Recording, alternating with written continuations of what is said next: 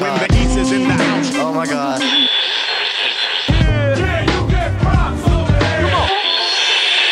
That's it. The bridge is over. The bridge is over.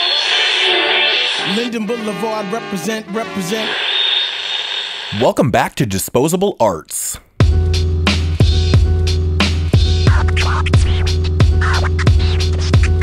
Hello there. Hello there.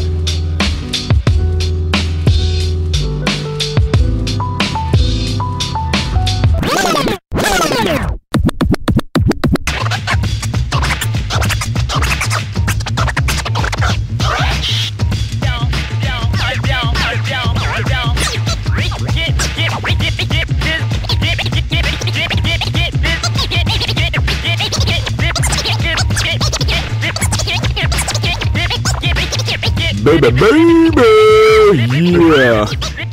We are back live in the studio. Welcome back to Disposable Arts episode 4. We are going to dub this the cursed episode. I am your host, Moods, and of course I've got my maritime murderer with me, Jay La Soulless. What's going on, man? Oh, it's good to be alive. Good to be alive, Mr. Moods. Oh, man, I feel you, man. I feel you. But, I gotta say, man, it has been way too long since we've been back in the studio here doing another episode.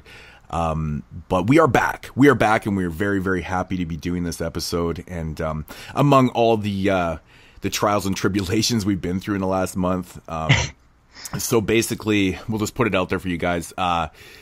Tom is not going to be on this episode because scheduling conflicts and things like that. So it's just going to be the two of us on this episode. So we'll try to work some things out in the near future with Jay, with Tom and stuff. So, but for the time being, you know, it's us. We're back, and you know, I was like itching to do this, dude. Like really, really, like hardcore.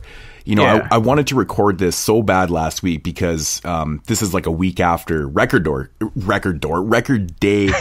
store day, you know, and I kind of wanted to talk about that because me and you actually picked up a pretty awesome release from that day, and I wanted to talk about it. You know, it's a week later, and why not? Why don't we just talk about record store day, you know, in general, you know? I just kind of wanted to talk to you about you know, what we picked up and things like that. But what are your overall thoughts on Record Store Day? Now, I've been having lots of people ask me questions about it and shit. And they're like, well, you know, what are your overall thoughts about Record Store Day? And I'm like, I kind of give them my consensus. Like, you know, I think it's a really cool idea that the music industry has a specific day, you know, where they have these awesome kind of specific releases for that particular day and stuff. I think that's a really cool idea where, you know, in like the movie media world and stuff, there isn't a day like that. You know, it's kind of specific to music, which I think is really cool. But you know, and then of course the gouging and the resellers and just the ridiculousness that comes with it, all the politics and bullshit. And you know, I can't help but notice, but you know, me and you paid probably way too much for a Big L 12-inch. And not even an hour later, these things are being resold on eBay for $100 and stuff. Yeah. So my question is to you, do you enjoy, like, I get excited for it, but at the same time, it kind of saddens me, you know, with Record Store Day. Like, what are your thoughts on the day? Yeah, in the past, I got excited for it, but now it's just like, I'm not getting up early. If I get there, like, I'll get up and go down. Like, this year, I went down to the store at, like, 1 o'clock in the afternoon. And they still had the Big L there, which was awesome. But if it wasn't there, it wasn't there. You know, I'm not going to go freaking out over it and go on eBay and buy the shit. But yeah, it's like everything, you know, it's when people put hype on something, then people are going to show up that don't give a shit about the albums and buy them up and try to resell them, which is bullshit, but that's how it is. That's my biggest problem with a day like this. You know, it's supposed to be a celebrated day and it's for the fans and stuff, but it really isn't. It's for those assholes that like to buy up all the shit and then resell it for way too much money. You know, and what really suffers, and I know it sounds all cliched and kind of, you know, teary-eyed and shit, but the fans end up suffering because a lot of the fans can't get these limited things. Yeah. And it really pisses me off, man, because, you know, I was lucky enough to get a copy of the Big L, and I feel lucky to get one. And I felt bad, too, because my buddy, he owns a store, and he actually brought one in for me. Yeah. And you know, and he showed it to me the day before. He's like, I can't sell it to you until tomorrow. I'm like, no, that's cool, man. I'll come back in the morning and pick it up. Not a big deal. And I said, and then we got talking and stuff, and he's like, yeah, this is the only one I got. And I'm like, are you serious, dude? Like, you never got one for yourself? And he's like, no, I couldn't. And he's like, I know that you really wanted it and stuff. And I was like, oh, dude, I feel so shitty. But, like, that's what it comes down to, right? They're, like, that limited. You can only get so many per stores and things like that. And, you know, I'm like, you know, he's a fan, too. And he wanted one. And I'm kind of thinking about all the other people out there, too, that didn't get them. And then, you know, like, you sent me a link to this eBay seller that was selling one an hour later after we picked ours up for $100. Like, I'm just like, this is fucked up, man. It's fucked up. And it's like, you know, even, you know, I paid 25. I think you paid 25 for yours also. Yep, I mean, it's like $24, I think. Yeah, let's face it, man. This thing is, it's an EP. You know, we just paid $25 for about 5 songs. And it's really ridiculous when it comes down to it. So the pricing is another thing that kind of, I think it should be more celebrated. I don't think the prices should be that ridiculous. I understand these are limited items, but it's a specific special day for the consumers. Why not just have normal prices or even lower and stuff?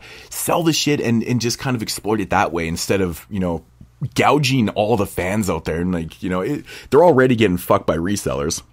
Yeah, well, that's the thing in the sneaker world, what Nike's been doing lately, because, of course, reselling sneakers is a huge thing. It's a huge game where people go out, they camp out overnight, buy the pairs, and the next day they're online selling them for twice as much. So what Nike's been doing lately with Jordans is they just saturate the market. Like, Jordans will be sitting now for months after they release, whereas before they were gone in a couple hours. And everybody's like, what's going on with the Jordans? Are still sitting. It's because they're producing way more to kill the resale market. That's what they're doing. So, I mean, if they didn't make all these albums, you know, very limited.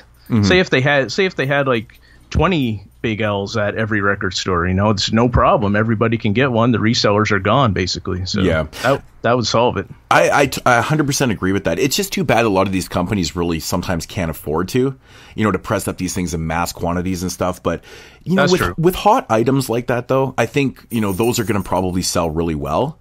And I don't see why they don't just take the chance anyways. You know, and I completely understand that, you know, saturate the market, get rid of the resellers and stuff. And I 100% agree with that. I 100% agree with that. And that's the thing about Record Store Day is that most of the stuff that is released is all super, super limited and shit. Like my buddy has one of those Run the Jewels tote bags in his store. He got really? He got one of them. He has to sell it for a ridiculous. He's like, he said to me, he's like, it's kind of embarrassing the price that he has to sell for because as a seller, you know, he has to make a little bit of money off it because he's already paid for it himself. I understand that, you know, he's not this third party gouger and stuff. He just has to make, you know, at least $5 off it. But even making $5, it's like 35 or 30 bucks, whatever it was. It's like a freaking tote bag, man. Yeah. Like they should be cheaper and they should be wanting to sell their shit and get it out there. Just get it out there, you know, and I don't know, man. I enjoy the whole idea and the premise of Record Store Day, but at the same time, it just, I shook my head more times than I smiled at it last weekend. Well, I saw the Slick Rick, the book, the children's book, and I saw it there. And they had 2 of them, and they were $45. And I was like, $45? Damn, like it would be really cool to have, but there's no way I'm paying $45 for that. And you know what, man? My buddy even said to me, he goes, I was thinking about grabbing one of those Slick Rick books, and he goes, I would have to mark it up, you know, to over $50. And he goes, nobody coming to my store is going to spend $50 on a Slick Rick book. No. And like, well, that's the thing. That's the thing as well that I posted about is like my strategy now is to not buy shit if it's marked way up, because I've gotten stuff that was marked down like half price, like the Nas Gold CD for Illmatic. That said, I got that marked down to half price well after Record Store Day ended. Yeah. I got my the Far Side, the 7-inch singles music box. I got that marked down half price because nobody bought it for Record Store Day and it was marked down. I got this year when I went to get the Big L, I got the Nas halftime single that was marked down to like $7 when a couple years ago in 2013 I think it came out, it was like $17 for a single. I'm like, Christ almighty. So this year, you know, it's there in the clearance bin because they have a clearance bin for Record Store Days, all these records on special that didn't sell before, and I get it for $8.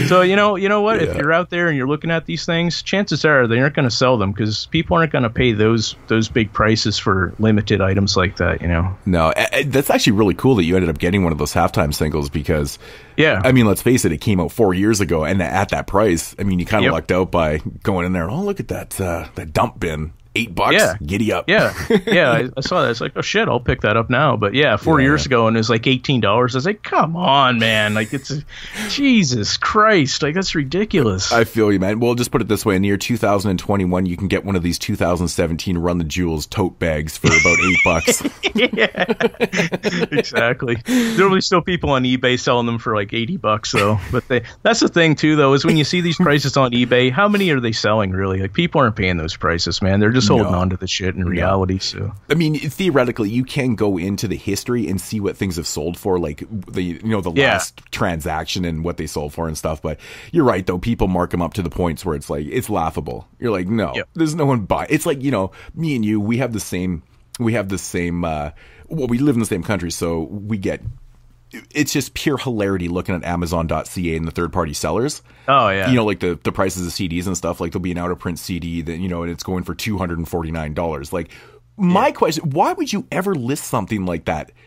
I mean, it's a fucking CD, man. I don't care if it's out of print. You're wasting your time, basically. You are. It's just ludicrous to me. It's fucking ludicrous. It just cracks me up. And, you don't see it as much on, Amazon.com down in the US and UK and stuff, but Canada, it's like these third-party sellers feel like if they have something like that, they're just like, well, I'm the only one in Canada that has it, so we're going to go and fucking, charge $250 and, some fucking dude that screws beavers will go and buy that shit, it's like, it's like, give me a break, dude. I've seen like Maestro Fresh West CDs for like $50 and like you get out of the record store here and like $7. Like, what the it's like, come on, man. Absolutely ridiculous, man. But one thing I'll mention though real quick is I posted the Big L on Twitter, and Certified Classics, the company that put it out, they actually messaged me back and said they're really feeling the Big L pickup I made, and then they said they were having a giveaway as well where they had the DJ Muggs picture disc that was as a giveaway, but I'm in Canada. I said, they were just giving me a heads up, enter this contest we have, you can win this. I was like, oh, it's awesome, but I'm in Canada, so of course I can't fucking enter. So it's one of those just American only entries. Man, that happens quite a bit to us, man, where I'll be flipping through Instagram or Twitter or something, a contest, and I'll read in the fine print, US customers only or whatever. It's like, come on, man, really? Are you serious? We get screwed up here, man. But all that said, Record Store Day, man, I gotta say I was a little bit disappointed this year with the lack of hip hop products. It was cool to see like a Slick Rick book and the tote bags and all these other kind of gimmicky things, which I'm cool with, man. I've always been a big fan of little gimmicky things and stuff, as long as it's not the music itself. But like little gimmicks and shit like that to sell, like, when we picked up the Your Old Droog vinyl, it came with like the book of matches and shit like that. Like, I love that type of stuff, but I have to say, man, overall, pretty disappointed with the lack of hip hop. And hip hop's such a niche, genre. You think that they would just kind of really try to exploit these products and stuff and put out a lot of good stuff for the consumer on these days. And there wasn't really a lot to choose from now, was there?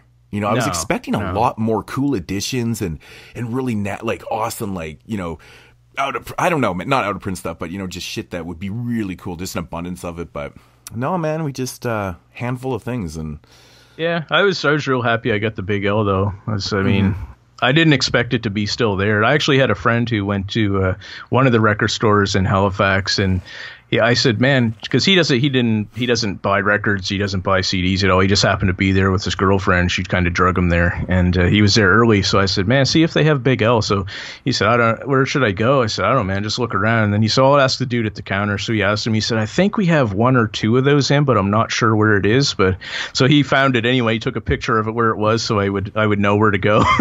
Nice. And so I actually went to another record store that's closer to me than this one, and they didn't have it. They only had one copy, and they sold it earlier. So I was like, shit, we'll have to go down there. But they still had it there at 1 o'clock. So I was like, shit, that's pretty good. So nice, that's awesome, man. I was totally shocked that we both got one. That was super cool, man. That's super cool. So, but Record Store Day, man. Until next year, we'll hold these thoughts, and maybe next year will be a little bit different. And I'm sure it won't be. No, it won't. It won't be. No, the prices of the inflation, everything is going to be, if Big L single comes out next year, or not single, EP comes out, it'll be fucking $32 or some crazy thing. So.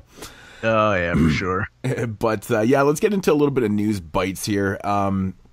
First up, I mean, this isn't essentially brand new news. This came out a couple weeks ago, but I just thought it was quite interesting to note because it's always been a great topic of discussion for, the last 21 years kind of thing. But apparently Suge Knight revealed who, Tupac's killer was. And I just find the whole thing to be quite interesting because, he basically, what happened is he kind of confirmed the theories that were, kind of said in the documentary that just came out recently.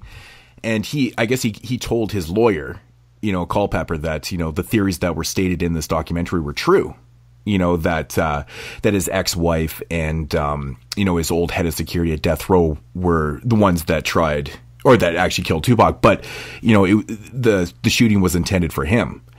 And so he kind of confirmed all this. So all this news kind of blew up and stuff. But this isn't like a new theory. This has been an old theory, that was just kind of exploited into this documentary. And this is the first time that Suge has actually come out and said, that's actually true. And my question is, what are your thoughts on this whole situation? Because, I mean, it's a matter of timing. I mean, this could be purely just for, I don't know, man. I mean, Suge doesn't have anything to gain from doing this, or it just, kind of pulls the whole suspect off his back, by confirming someone's conspiracy theories within their documentary and stuff. But you got to remember, there is a history with Suge Knight. I mean, he was shot 6 times once before, and and that was obviously not intended for Tupac. There was they tried to kill him once before. So I mean, this could have been related because there was a lot of bad blood with his ex-wife and blah blah blah and stuff. And the other big theory, of course, with Tupac's death was Puff Daddy, who apparently hired a hitman to, get rid of Tupac and stuff. But I mean, that's just been hearsay and stuff like that. But I don't know. What are your thoughts on this? I just find the whole thing fascinating, to be honest. It is. I mean, I like getting into stuff like that, but I mean, Suge Knight he isn't the, he's a bit of a suspect character to say the least. I mean, he's like, you can't really, it is. And I mean, he brings his wife into it, which is always a smart move because that, women get crazy and shit. But well, he goes on record stating that, when he got shot that first time, the 6 times, that was his ex-wife. Yeah. And it was actually, the other guy too. And they tried to kill him. And I'm like, probably for good reasons, because, if you've ever read like Have Gun Will Travel and watch the documentaries and just kind of, if you followed the death row thing since the 90s, there's a lot of crazy shit that happened. Suge Knight is a bad person, and I don't blame them for trying to kill him, Yeah. So I feel like it's just an easy scapegoat though. It's like, actually, no, Tupac was never the intended victim. It was me, and I'll just confirm this to kind of put the thing off my back and stuff. But it kind of blows my mind. Like everybody wants to know the truth. Conspiracy theories are so much fun to explore and talk about and stuff, but I don't know, man. It's always interesting. Yeah, I don't know. It's pretty interesting. But in the light of that, I didn't even know. Actually, the documentary that I'm talking about is called The Tupac Assassination: Battle for Compton. Apparently, that just got released. I haven't seen it yet. Have you seen this yet? No, I haven't seen it. Okay, so anyways, it apparently just came a little while ago. I didn't even know about it, to be honest. It was strange. It just kind of like came out. And I was like, there's been so many kind of, documentaries based on the Biggie and Tupac murders and all that type of stuff. And I just, this one kind of got lumped in there for myself. Yeah, speaking of documentaries, whatever happened to the Big L documentary? That was supposed to come out for years now. Yeah, dude. Good question. Really, really good question. I have no idea. I kind of forgot about that because... Yeah, that just jogged my memory since we were talking about Big L and then documentaries, and it's like, damn, the Big L documentaries isn't out yet. No, that's kind of sad, actually. That's sad, but yeah. So, kind of doing a little bit of research, reading these articles about, this new documentary that's exploiting not these new theories, but these kind of old new theories and stuff. Basically, what it came down to is there's actually going to be a biopic that's coming out. Have you heard about this? It's actually a biopic movie entitled All Eyes on Me, and it's going to be about the life of Tupac.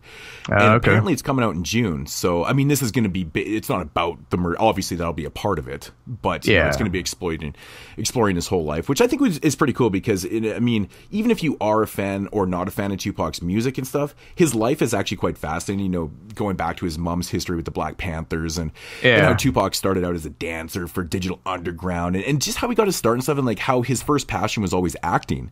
And and it's kind of cool that he got to do got to do some, kind of mainstream movies and stuff, which was actually pretty interesting. But his first love was the arts. Like, he liked to do plays and shit like that, which is pretty interesting. So, Tupac was a pretty interesting guy. But yeah, I don't know, man. I just find the whole thing kind of. So are they going to have the hologram in that, or what? No idea. No idea. There's like very little information on it, to be honest. Like, I just kind of read this little bit on, All Eyes on Me biopic coming out in June. I'm like, really? Like, how is this shit not getting promoted more? It is fucking May. It's like the beginning of May. Yeah, that's cutting it a bit close there. It completely makes sense, though, for them to be doing this biopic on Tupac, considering the large success of the NWA movie. It kind of makes sense. Like, yeah, that's a good point. Really? I thought about it and I was like, oh man, they're totally capitalized on that. But this has also been in the works probably for a while, I would assume, right? So yeah, who knows? But I don't know. I'll definitely check it out. It'd be kind of interesting and stuff. When I watched the NWA movie, there was nothing in the movie that I learned, because I've followed the story for so long and stuff. I've always been interested in the whole NWA story and things like. But I'm maybe in the Tupac movie there'll be some new information and cool stuff. But yeah. Here's something that's actually pretty interesting. Smoke On Records, which we'll be talking about 2 of their latest releases later on in the show, kind of announced. I want to say kind of announced. This is so suspect to me. But they announced Buck Wild's Digging in the Crates for vinyl LP set, because the Buck Wild Digging in the Crates double disc CD that came out a few years ago is long out of print, and apparently they're releasing this LP. The funny thing is, it doesn't seem like there's an official announcement for this. And so I did a quick Google today and I was kind of searching around. I was like, Smoke On Records, Buck Wild's, Digging in the Crates 4 LP set. And I was like, okay, cool. And so you click on the website and then there's a link, like a pre-order link. And the pre-order link, when you click the pre-order link, it doesn't take you to a website. It takes you directly to a PayPal. It wants you to pay right away. So my question was, I was like, damn, I've never ordered something before where I didn't have a visual. Because there was questions underneath. It was like, what does it look like? Like, what is the vinyl? Like, I want to see what the art, did they change the artwork? Like, there's no information. It's like the most randomly, it just looks so strange and suspect, man. I couldn't believe it. But if you are interested, I looked around. It seems to be legit. Smoke On Records is a real company. But that's just how they do shit in Germany, man. They don't need pictures. They just fire right to PayPal. It's like, give us your money, we'll take care of the rest. They must, man. They must, because Smoke On Records doesn't even really have a bona fide website. They sell most of their products just on Discogs through Smoke On Records seller. Yeah. And it, that's kind of annoying because Discogs can be a little bit pricey and stuff. I wish there was an actual website you could just go to and, put shit into your cart and keep shopping around and looking at pictures and, like how normal people shop online. Yeah. But this is kind of cool though. But if you are interested, for the people out there, they're asking €45, which is like $10 million Canadian. I think that's probably 65, maybe $70 American, something like that. I don't know. But it's not a bad. It sounds really expensive, but that set, there's a lot of songs. It's a double disc. There's 40 songs. For what you're getting, yeah, it's actually kind of a decent deal and stuff. But I'd like to see pictures, to be honest, man. I'm not I like to blind buy things, but not literally blind buy things. Yeah, that's a new take on blind buying right there. Yeah, big time. So, but Smoke On Records, Buck Wild Digging in the Crates. I know everybody was like, I saw the underground forum and stuff, and people were like, yeah, that's super cool, because it was shocking it never came out in vinyl in the first place. So this is kind of cool if it's true. I think it is, but and also speaking of Smoke On Records, apparently they're releasing a 9 record. This is like early day stuff that he had done with Funkmaster Flex, and it's called Death of a Demo. I think it's like 9 or 10 songs, like on vinyl and stuff. I only seen the vinyl. I'm not sure if it's being released on CD or not, because I know Smoke On does that too. They'll release things on vinyl and then CD later and stuff. So, but that's kind of interesting though. Early 9, it didn't specify what years it was, so I'm thinking pre-95, like pre-9's first record kind of thing. But I would assume so, yeah. Yeah, so I really want to hear this, man. It looks pretty damn cool. So if you're a fan of 9, that might be something that you might want to put on the wish list, man, because that sounds pretty cool, man. These companies that are dropping all this, like Chopped Hearing Records and stuff, that are finding these 90s gems is just blowing my mind. Like, they're the only companies that are doing it. Yeah. So big ups to them for finding that shit and putting it out. So pretty cool stuff. So we, as we do these shows, we seem to, we can never get through probably 20 minutes without mentioning the biggest name in hip hop, Kendrick Lamar. There for a minute, I thought you were going to bring up Lil Uzi Vert, but Uzi. Oh, you just had to drop the name though, right? Yeah, you got to get it in there somehow. So Kendrick Lamar, man, what is the deal with this right now? Okay, his album right now that just dropped, Damn, is just, it's blowing up the entire world. It is. It really is. In all levels. Like, I mean, it's ridiculous. Now, ask me, or tell me this. Is this the album or is this like the B-sides? Because like all this rumor that's going around, like Kendrick's dropping this record, he's going to be dropping the official album later and stuff. Like, what's going on with? Is this just like greedy shit or is this like promotional geniusness? Like, what's going on here? I don't know, man. Like, before it came out, like after it came out, everybody thought he's going to drop another album on the Sunday following Good Friday when this came out, but that didn't happen. And then, but lately he's been saying, "Oh, there's more music on the way. There's more music coming and stuff." So I don't know. I don't know if he has another full album ready to go or what the case is. But man, if he does, he's going to be the richest man on earth in a minute here.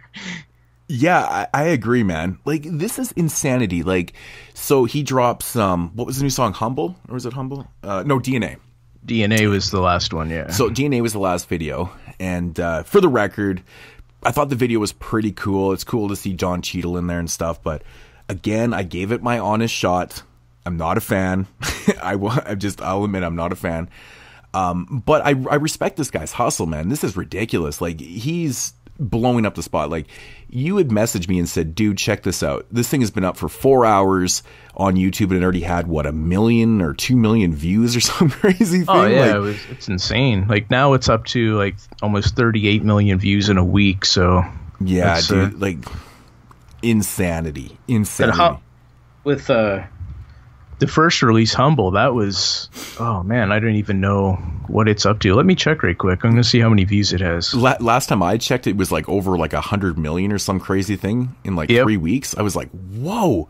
But yeah, right now it's heading towards 131 million views. I mean, this guy, I've been asking myself the question. I'm like, is it the same 120,000 fans that are clicking on it 45 times, or is it really this big? Like, this is blowing my mind because, I'm talking to people and, I don't know if they're just saying it to me because they know I'm not a fan and they don't want to be like, yo, man, I'm a Kendrick Lamar fan. And they don't want me to rip him apart or something. I don't give a shit if you're a Kendrick Lamar fan. It doesn't bother me one bit. I don't find the guy horrible at all. I'm not a fan of the beats and stuff, and it's just not my thing. There's nothing wrong with that. But I don't know, man. This whole, it's just, I'm amazed by it. I'm amazed by the views, like the popularity. You had some numbers on the top downloads or the. Yeah, he actually broke a record. It's on the Billboard streaming song charts. Okay. From his album Damn. The songs from number 1 through number 9, Kendrick owns off of that album. So this guy's literally everywhere. He has the biggest numbers. It doesn't matter where you look in the music realm. You're going to find his stuff at number 1, blowing up the spot. Yeah, man, it's really insane to me. It's really insane. Today I just watching some basketball playoffs, and for the Celtics game, there's Kendrick. They're playing Humble there, and Kendrick's on there. Like, he's a part of the NBA pregame show. And, man, it's insane. Also, another funny point I'll mention is during the game, they had a Gatorade commercial, and the instrumental for 93 Till Infinity's playing on there. Huh. And then Nas is in a commercial for Hennessy. So it's kind of interesting. Just in one basketball game, we saw Kendrick, Souls of Mischief, 93 Till Infinity beat, and then Nas kicking off a Hennessy commercial. See, they're trying to incorporate that real hip-hop-ish, you know what I'm saying? Yeah, exactly. And then right after that, they played a Heavy D Sprite commercial, didn't they? Would that actually, who was in that commercial? LeBron James has a Sprite commercial, and it's one of Lil Yachty, I think it is in the Sprite commercial as well with LeBron. Oh, I didn't know who that was, man. I've seen that Sprite commercial. He's like, that's the one where he's talking about. He's like, I'm not going to tell you to drink Sprite, but I'm not going to tell you to drink this really cold, delicious tasting Sprite. Yeah, and then he's like, even though Lil Yachty's paid to write these lyrics about Sprite, you know, I had no idea who that was. I was like, Little Yahtzee? What? Little Yachty, yeah. So I had no idea, but yeah, man, Kendrick's out here breaking records all over the place. It's insane. I mean, I like this album. It's not, you know, something I'm gonna listen to all the time, but I think it's a pretty decent album. Mm-hmm. I haven't heard the album yet. I've just heard, I don't know, 3-4 songs off it now, I guess. And I'm you know, it's not for me. I don't know. I just don't know what else to say. I'm just not a fan of the beats are just not my thing and stuff. And you know, I was listening to Kendrick, like last time I was listening to his stuff, and I was listening to his actual lyrics. He's pretty decent, actually. He's got a really kind of interesting flow in the way he kind of spits his stuff, and I think it's pretty interesting. And you know, at least he's not like, you know, some of those mainstream rappers that are just you know, they're talking about the drugs and the guns and the bitches and the hoes and you know, it's just like, you know, that very kind of trap attitude and shit like that, and just a lot of that garbage and stuff. I mean, you know, at least he's got something else in there. You know, so he's a smart guy. He's not you know, he's not a stupid guy. He's intelligent. He has a lot of content in his lyrics, and he has different concepts. And it is interesting. You know, he can put together a great album, but it's just like you said, it's just not your sound. It's not something that, in the way he raps, like he does have different flows, but his voice, I think, bothers you as well. So I mean, that's another thing that you can't really get by. I'm a big voice person. I'm a really big voice person. It's one thing I noticed right away, and you know.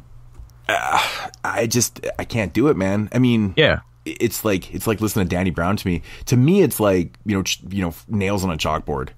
Kendrick totally isn't that bad. He's not that bad. It's just, you know, it's a little bit off-putting when I hear it. That's what I focus so much on it, and it just, if I'm doing that means I'm not enjoying it. So I'm just like, you know what? I'll just go back and I'll go put on something else, man.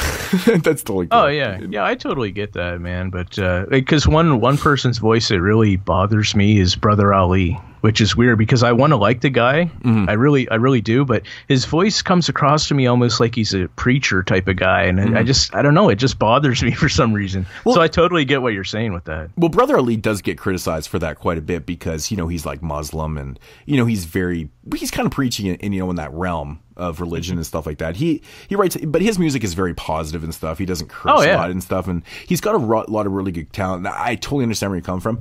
Brother Lee's voice has never bothered me one bit, but I can see where you're coming from on that. It's a little bit high pitched and stuff, and you know, I see him a weird smoothness. Like he's like it just sounds like a guy you would see on TV, like that's one of these televangelist dudes. Yeah, it's quite interesting too because I seen him live once and he sounded amazing. Like I guess when you get that live sound, it's a little more full and it's not like, you know, that digital sound that you listen to. Like everything's just so kind of clear and stuff, but when you hear him live, it sounded a lot different, and I didn't even notice his voice whatsoever. It just came out really good and stuff, and he puts on an interesting show because he's pretty much blind, so he doesn't move around a lot, you know. It's almost sad to watch him a little bit, but he's so good. Like really, really good. If you break down his lyric, man, dude's good. But I digress, man. We're talking about Kendrick, and you know, mad props to Kendrick Lamar and his success and stuff. And just not for me, but I'm just amazed. Like, I mean, I'm so amazed by it that I've been kind of following it like you have been. Yeah. Oh yeah. And it's like I have to look at this because it's not, you know, like I said, I like Kendrick. I like his new album. He's not, you know, my favorite. He's not ever going to be some guy I'm like, oh, I got to get this new Kendrick album as soon as it drops. But yeah. I don't know. This whole phenomenon is really, really amazing to me. Like even when he was performing at Coachella, I stayed up till like 4 o'clock in the morning to watch that shit. It's like I gotta see this. It's like it's craziness. So on that note, you know, quick question. You know, back in 2000 and I want to say what was it, 2002, 2003, when the Marshall Mathers LP, the Eminem Show came out, and we all know like that album right there was pretty much one of the biggest albums ever. Like at the time I was living in Vancouver, and you couldn't go anywhere without hearing that album bumping out of someone's house or car or, you know, on the radio or what. It was just ridiculous. It was everywhere. So, and it was probably the biggest thing that year for sure.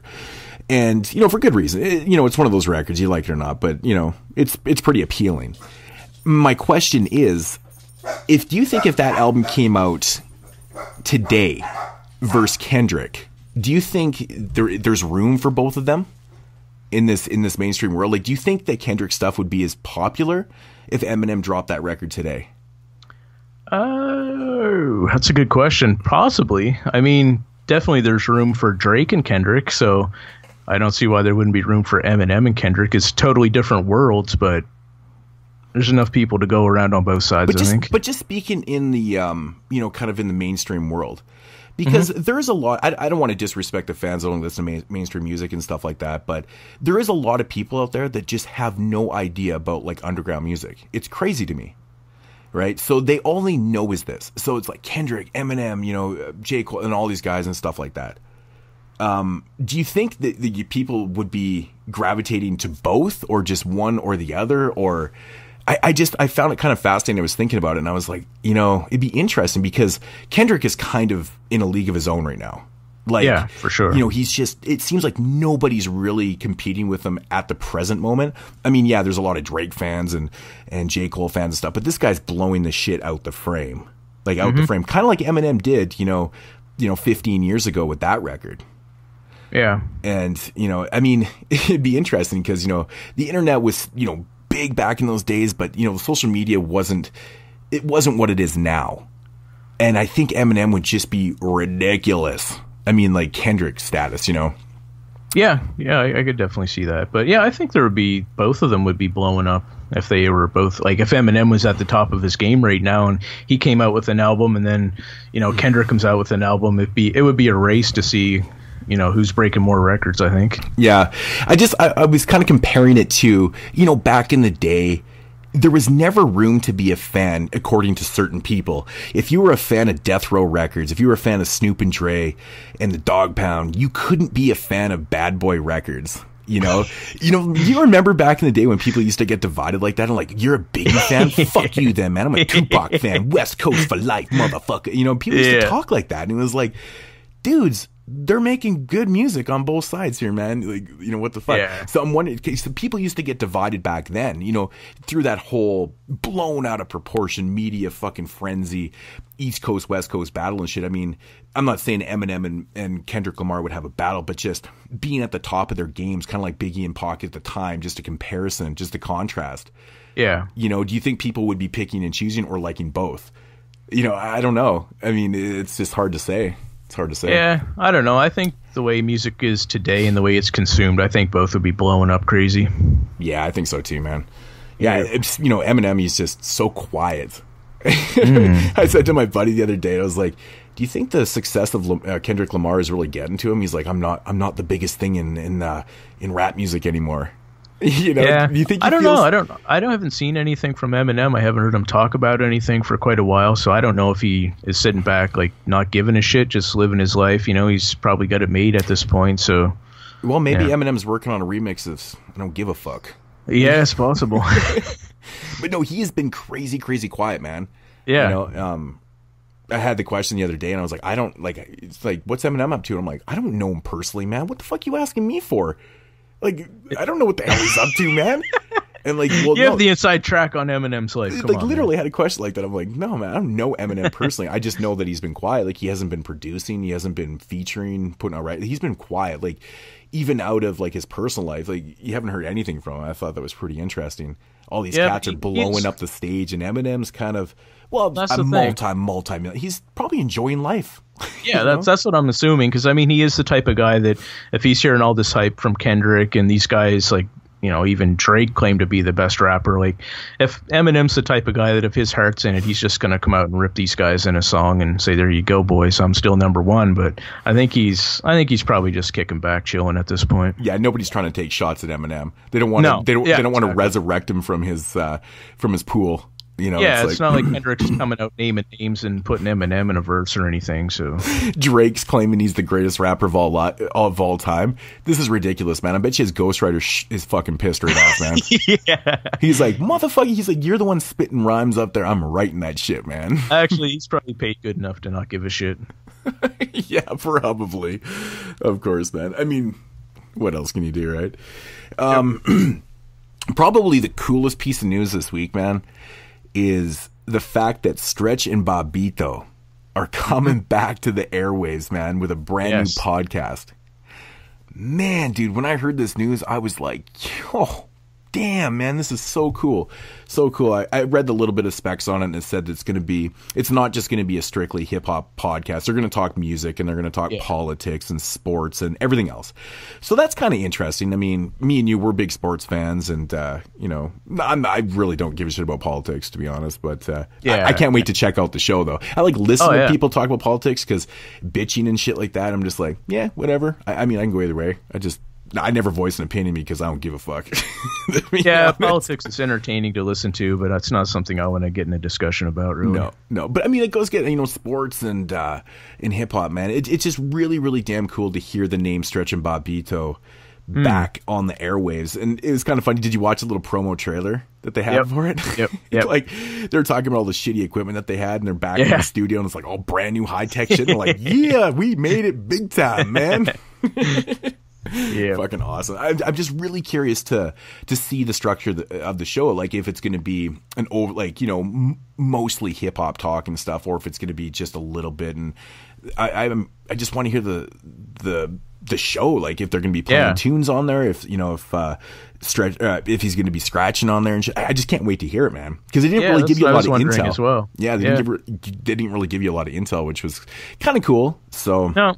Yeah, just sort of like a lifestyle show more than, you know, focused on any one thing. Like it's not just a hip hop show, not just a sports show or whatever. I think probably any topics that are in the news are probably going to discuss, or, you know, should be entertaining though. I think that's cool though, man, because, you know, with a show like this, we kind of pigeonholed ourselves a little bit. We're talking hip hop, man. I mean, if we ever did a show where we started incorporating, like, talking about sports, say, like, you start talking about MMA, which would be completely out in left field to me. Like, I mean, I watch MMA, but fuck, I don't know anything like you do, man. It's crazy. Yeah. But like, we started talking about sports, people would be like, it's a hip hop show. What are you guys talking about? You know, but that's kind of cool if you just come out the frame and be like, yo, man, the show's about this and stuff. That's cool, man. I respect. Yeah, well, they're known personalities, so I mean, it's not, they can do whatever the hell they want at this point, really. For sure, man. For sure. Yep. All right, so moving along with the news here, and you know, it's finally official, man. It's finally official. It is coming out. I know you're not the biggest fan in the world, but I am, and I know there's a lot of people out there. But MC8's record, Which Way Is West, is finally dropping.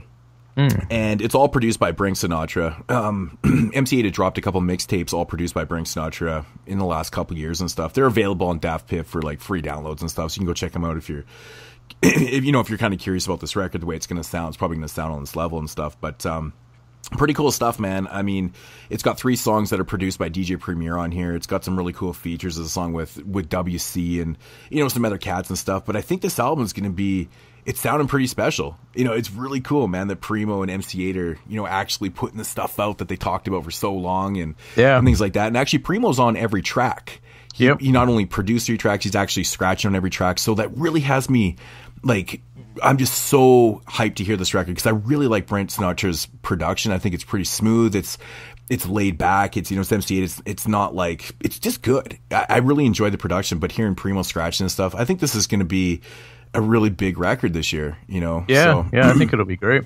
Yeah. I'm really, really excited for this. So, but, yeah, unfortunately, I don't know did they drop a release date for this, because I couldn't find one, unless it was just me. I didn't see one, I don't think. I know I listened to a couple tracks from it that they put on like SoundCloud and shit, but I didn't see a release date. Actually, was it? I don't know. I was looking around and I might have missed it or something, but I was like, okay, it's officially announced. Here's the track. They give you the track listing, the features, the whole breakdown. And I was like, where's the fucking release date?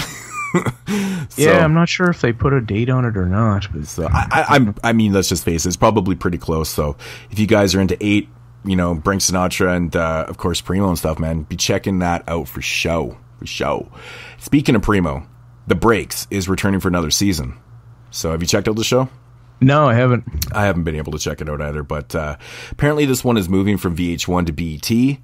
And and they haven't released the actual release date for the new season and stuff. So, but yeah, I've just heard lots of really good things about The Breaks. I don't know if we get it here. I think that's the thing with that.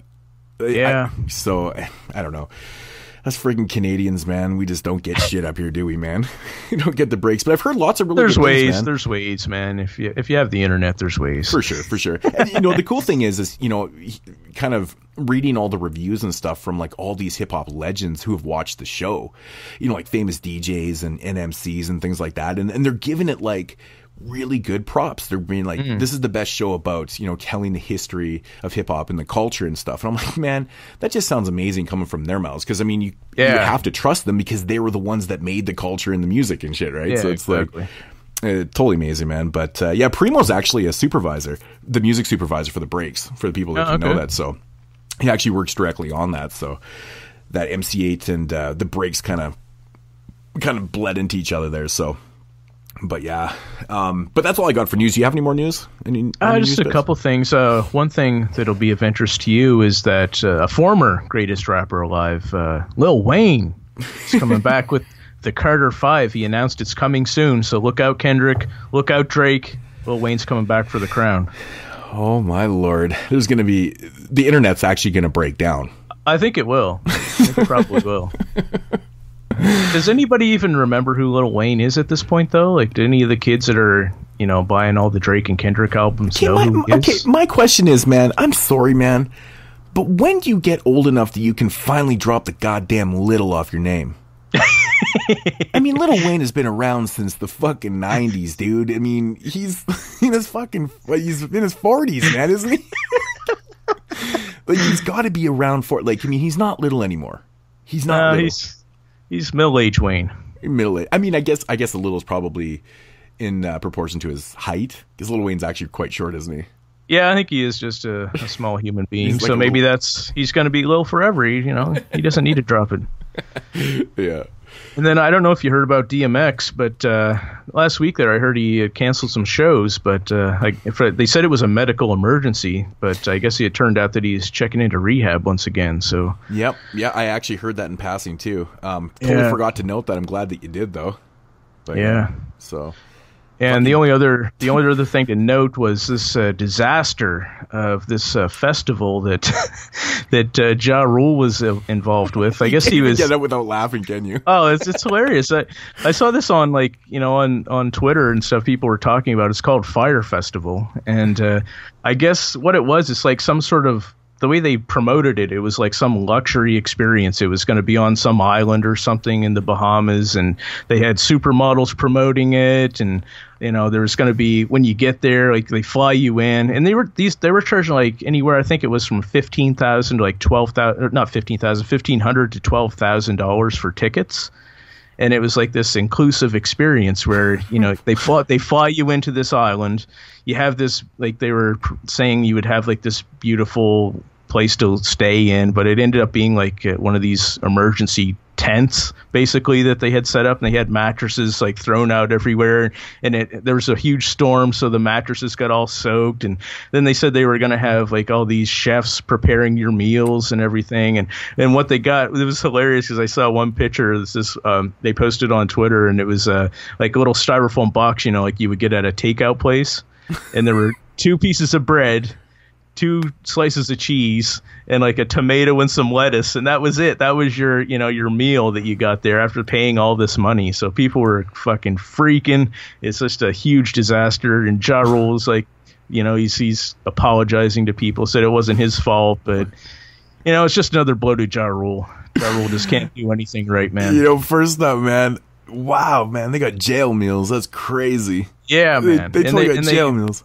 Yeah, and they were saying they were going to get all these famous chefs to prepare their meals, and it's disaster, man. It's just a complete disaster. It's so comical, though. Oh my lord, dude. You know what? First up, I gotta say this, man. Shame on the people that thought this shit was going to turn out well. It was fucking Ja Rule. Exactly. You guys, shame on you for thinking. all the people that went there are like rich white kids, basically, that have like thousands of dollars to blow on shit like this. Yeah, these fucking rich white kids that they get all the money thrown to them by their parents. That Yep, exactly, man. The parents have no idea where they're going. They don't have to say where they're going. I'm going to Ja Rule's big fancy fucking getaway. It's like, it's like they don't give a shit, man. Oh, it's hilarious. So that's the funny part about it. It's basically all these rich people complaining about. It's like, you were stupid enough to spend all this money. You get what you deserve, basically. 100%, man. Like, did they not read? Okay, was Ja Rule's name in the fine print and people were having an excuse for missing this or something, or was it actually the headline is like Ja Rule's big fancy blah blah blah, and then fuck them. Yeah, yeah, basically. Okay, what's the deal with the prices though? That's crazy shit. It was supposed to be like this huge package. Like it was like a VIP package. They would fly you in. You would have a luxury tent accommodations, meals prepared by a chef, and it was going bad. I think they said Blink-182 was the headliner of the first night of this festival or whatever, and they pulled out the day before because they weren't getting paid.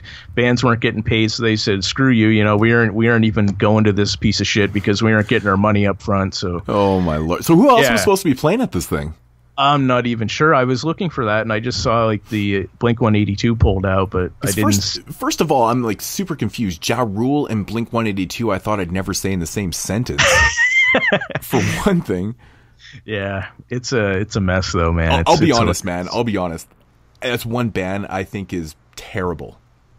I can't stand Blink-182. I'm not. Yeah, I've never been a fan of them either, but yeah, dude, like. Oh, yeah, man. it was funny though. I was like, "What is going on here?" Because I saw these posts about it on Twitter, and then like I actually seen it on. I just had the TV on. It was on some American station, and they were talking about it on the news. They're like, "Fire Festival promoted by Ja Rule."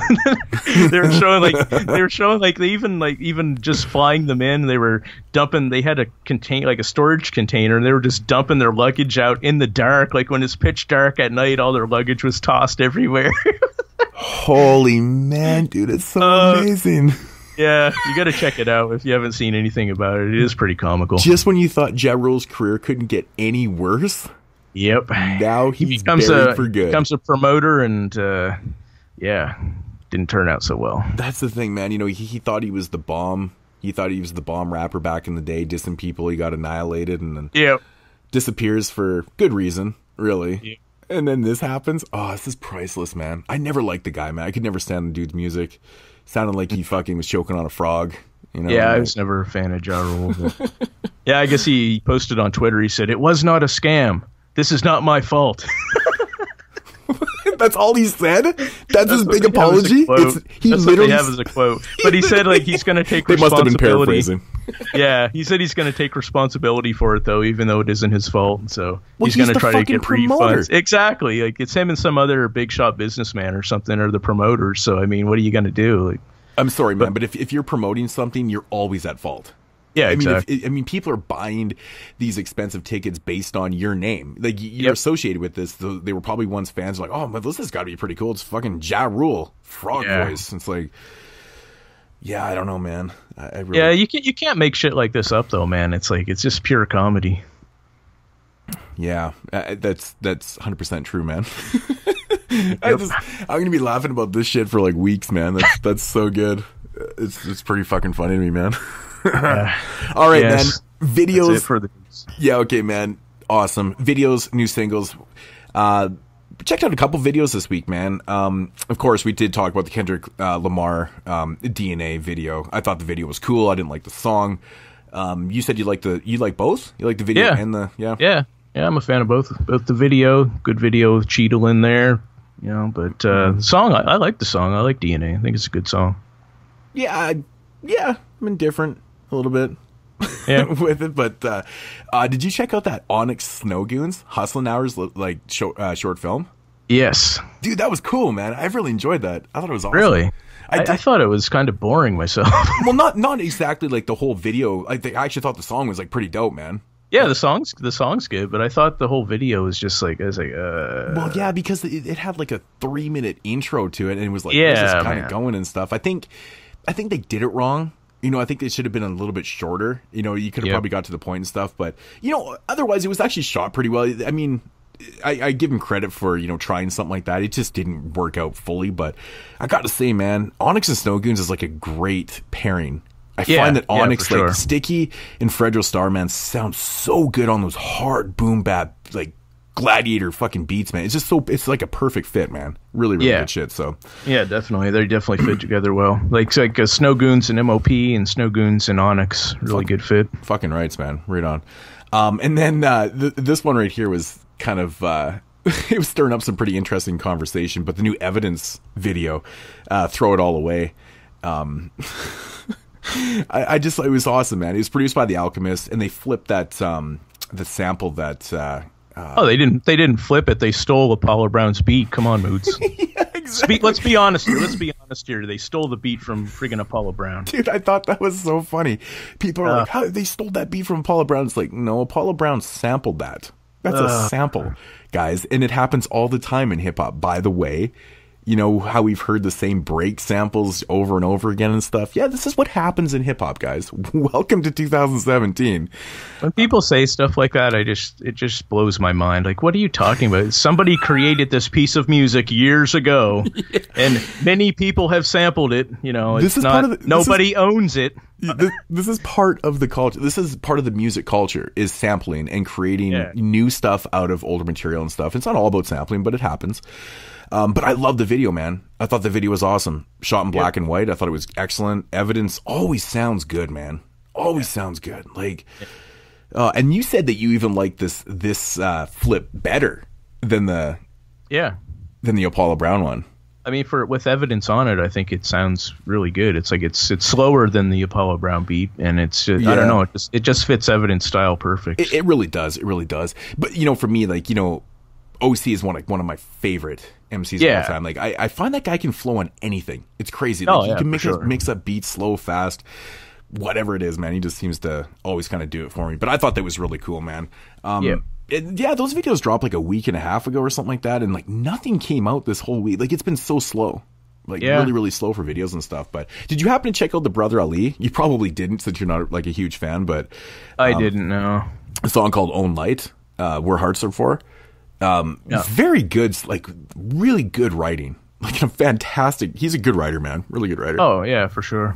I thought the video was super classy too, but be on the lookout for that new Brother Ali record too. I know Jay will be picking up 2 copies. I'll tell you, man, like, I really want to like the guy because, you know, he is, like, rhyme wise, his songs are good, but it's just it just bothers me for some reason. Yeah. So a couple new singles that came out here. We got to talk about this Nas DJ Shadow collaboration, Systematic. Is this what we need to expect from Nas, or more of this in the future? Because if this is what we're getting from Nas in the future, sign me up, man. Yeah, I'm all good with that. Yeah, I really like this, man. I haven't heard Nas on a beat like this really ever. I mean, he's never really worked with someone like DJ Shadow. He's kind of got his own style and stuff. Shadow can mix it up quite a bit, but you really hear Shadow's beat. Like, it's so DJ Shadow. Yeah. And I really liked how Nas came and attacked that beat. His flow was fantastic. It sounded great. And he just sounded hungry on it, man. It was really interesting to hear somebody like Nas, you know, after all these years. And, you know, he's been quiet. He's been very, very quiet. We were talking, you know, before the show about Nas and how he's been very, very quiet for like the last 5-6 years kind of thing. And he drops this, and I was like, yeah, he dropping science, man. Yep. Good. Really good stuff. Why didn't they make a video for this? I don't know. Maybe. Well, I guess it's sort of associated with like the soundtrack to that show, Silicon Valley. So I don't know. Yeah. They should have just made a real video for it. It would have been dope, I'm sure. Should have, man. It was just fantastic. But but that's the thing with Nas, though, like we were saying, is, you know, he's always there on the mic. Like, Nas is, you never hear Nas say, "Oh, that guy's not a good rapper anymore." It's just the beats. Yeah, and it's been one of the most mind-blowing conversations that you could probably ever have with you and your friends and stuff, is when you talk about Nas, you know, as an MC and as a, you know, as an album maker. He's the guy that everybody wants to work with. So our question is, why does Nas's records have such, I don't want to say absolutely terrible production, but just above average production on his albums? I mean, he's got producers lining up to work with him. Everybody wants to work with this guy.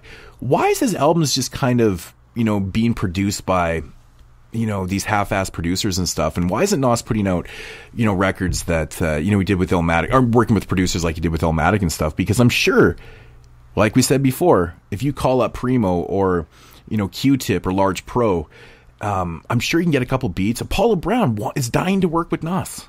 Yeah. Can you imagine an Apollo Brown Nas album? Like, damn. Yeah, dude. Like, crazy. I just don't get this shit. And then we get these awful tracks he's doing with fucking Braveheart and shit. And it's like, oh, man. I don't get it, man. Ugh. Yeah, it's something that you just can't really explain. I mean, you would have to ask the man himself, like, why he chose to go with these producers and these beats throughout the years and not, go back. Like, maybe, like, I was thinking, like, maybe he just needs guidance in this area. Maybe he just needs, like the MC Search character to say, all right, I'm going to line you up with these producers. You're going to work with these guys. It's going to be great. And he just sits back, listens to the beats, and writes the rhymes, and there you go. But I don't know if Nas is in control of everything that way himself, or he's saying, all right, this beat, this beat, this beat, and he just doesn't have the ear for beats that most of the rest of the world like to hear. I just couldn't imagine that he wouldn't have the ear for beats. I mean, he's not only an MC and not only a great one, but he is still a fan too. Yeah. I think that's one thing that people seem to forget about, our favorite rappers and MCs and shit like that, is that they're fans too. And they like stuff and they dislike stuff too. And it's like, when you're making your own record, it's like, man, don't you look at some of these beats and go, nah, man, I don't want to work with that shit. It's like, well, yeah, that's the thing. I mean, even when I saw a little interview with him and DJ Shadow when they were talking about working together, and now it's just like, oh, you got to see, if you haven't seen the video for the DJ Shadow and Run the Jewels song, like, you got to see that's one of the greatest videos I've seen in so long. And so he's obviously, he's still in there. He's looking, like you said, he's a fan, but. Yeah, the beats, man. The beats, Nas, the beats. Totally, man. Like I said, I was watching Just One Record and Apollo Brown, one of the latest episodes, and actually, I don't think it was a new. Well, maybe it was. I don't know. But he was like, one of the questions was, who do you really want to work with? And he's like, it's kind of cliche, but Nas. Yeah, yeah. I mean, yeah, it may sound like a cliched answer, but it's so true. What kind of amazing producer wouldn't want to work with an amazing MC like that? I mean, see, I've always kind of thought. And I mentioned this to my buddy one time. We were talking about this, and I said, I've never been able to wrap my head around this, but maybe it's a financial thing. Maybe he just doesn't like to pay the big bucks for these beats. I mean, think about it. Primo, and I'm sure these guys would give Nas a deal on these beats. They're not going to be charging top dollar like they are for other cats and stuff out there. Because let's face it, this is how producers make money. They make beats and they sell them. That's what they do. I mean, it's part of their business, right? Maybe Nas is just, he doesn't want to fork out the $200,000-$300,000 to make an album with all these top producers and stuff. And he figures, I've got this status, I'm good enough. I can rhyme over these average beats and still sell and, still tour and stuff. I don't know.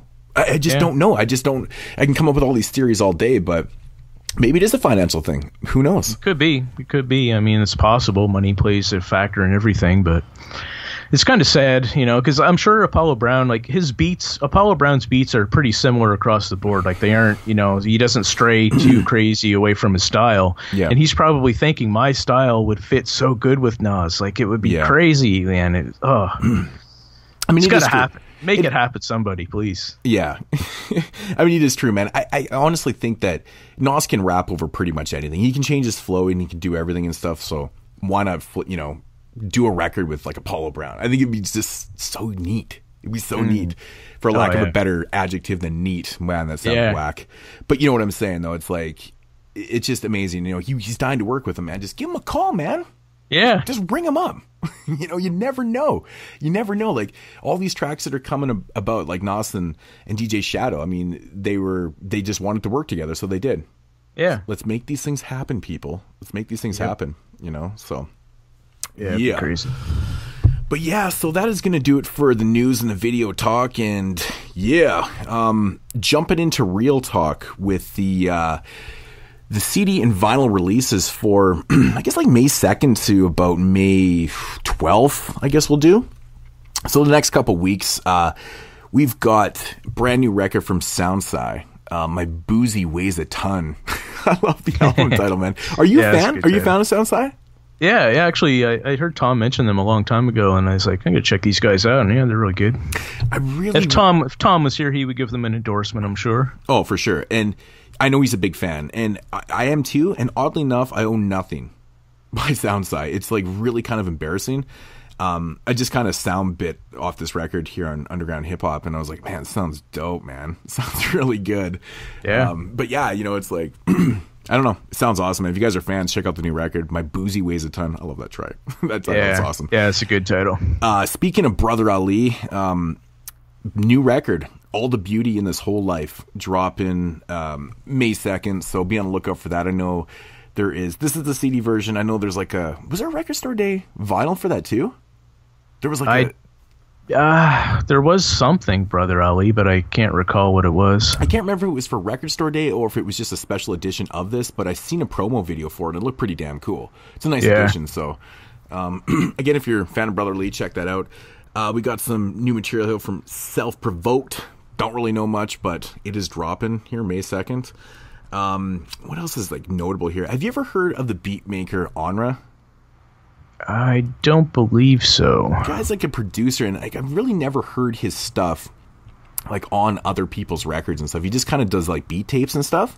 Okay. And he's got this series called the Chino series, and this is the third part in this. And his first two were really fantastic stuff. It's really kind of unique. You would have to hear it it's hard to describe what you're hearing. It's those type of beats. It's really different and stuff, but it's cool, for lack of a better term. But it's pretty cool, man. So yeah. Then we got I don't know are you on the site right now with me? On what site? On Underground? Oh, you're not? No. Okay. No. This guy, the Kaan, Khan? Is that how do you pronounce? What is the guy's actually abbreviated for? I'm not sure. I have no idea either. In Claw's Lair, I've seen his name around. I just don't know much about him. So, but we got an EP drop in here. We also got DJ Spinna. DJ Spinna is dropping a beat tape. It's called 1996 Beat Tape Volume 1. Man, I love these things, man. I'm a big fan of beat tapes and stuff. And I'm wondering if it's actually stuff that he produced from there, or if it's just kind of throwback tracks to 96 and stuff. I'm not 100% sure, but it's DJ Spinna, so gotta check it out. The vinyl's coming out on orange vinyl. Pretty cool stuff. And they're also dropping a cassette of it also. Nothing Yeah, I've been seeing quite a few cassettes lately. Yeah, man, beat tapes on tape. Yep. It's just so appropriate, isn't it? It's totally Cassettes are coming back in full force, man. Big time, man. Oh, dude, people are snagging those things up like crazy. They're selling for big bucks right now, man. Ridiculous. I remember, of course, right after Fife Dog passed away, the Midnight Marauders tape was $100. What? I was like, are you kidding me, man? That's ridiculous. Who's paying that? Oh, yeah. I've seen a couple prices, and I don't know if they sold for them, but people are listing them ridiculous money. Because you know how it is, when someone passes away, you just got to go back and buy all the material. I remember when Prince passed away, there was 50, 60 Prince albums that are HMV, and a week later, they were all gone. I was like, all of a sudden, everybody became a fan of Prince. Yeah, it's comical. Yeah, it's ridiculous. Logic. You a fan of Logic? He's all right. New album, Everybody, coming out May 2nd. I honestly need to check out a little bit more from Logic, so, yeah. I thought his first album was pretty good. I didn't like his second album as much, but I saw a video for this new release, and I didn't really like it, but we'll see. I actually wasn't a big fan of it either, to be honest. Here's a guy that I'm kind of a little bit indifferent with, too. I know he's got a lot of fans, and I can see why people like him. I'm not really a big fan of this flow a little bit, but it's Homeboy Sandman. Dropping a vinyl record here called Veins. What's your feelings on Homeboy Sandman? At times I like him, but it has to be a certain time. It's, like you said, he has a different laid-back type of flow. It's I don't know, it's kind of conversational, but... What did you think about those Homeboy Sandman and Aesop Rock EPs that they dropped together? They were all right. I mean, I didn't get too excited. Some people were, thinking they were the shit, but I wasn't too excited over them. They were pretty good, but... I thought they were decent.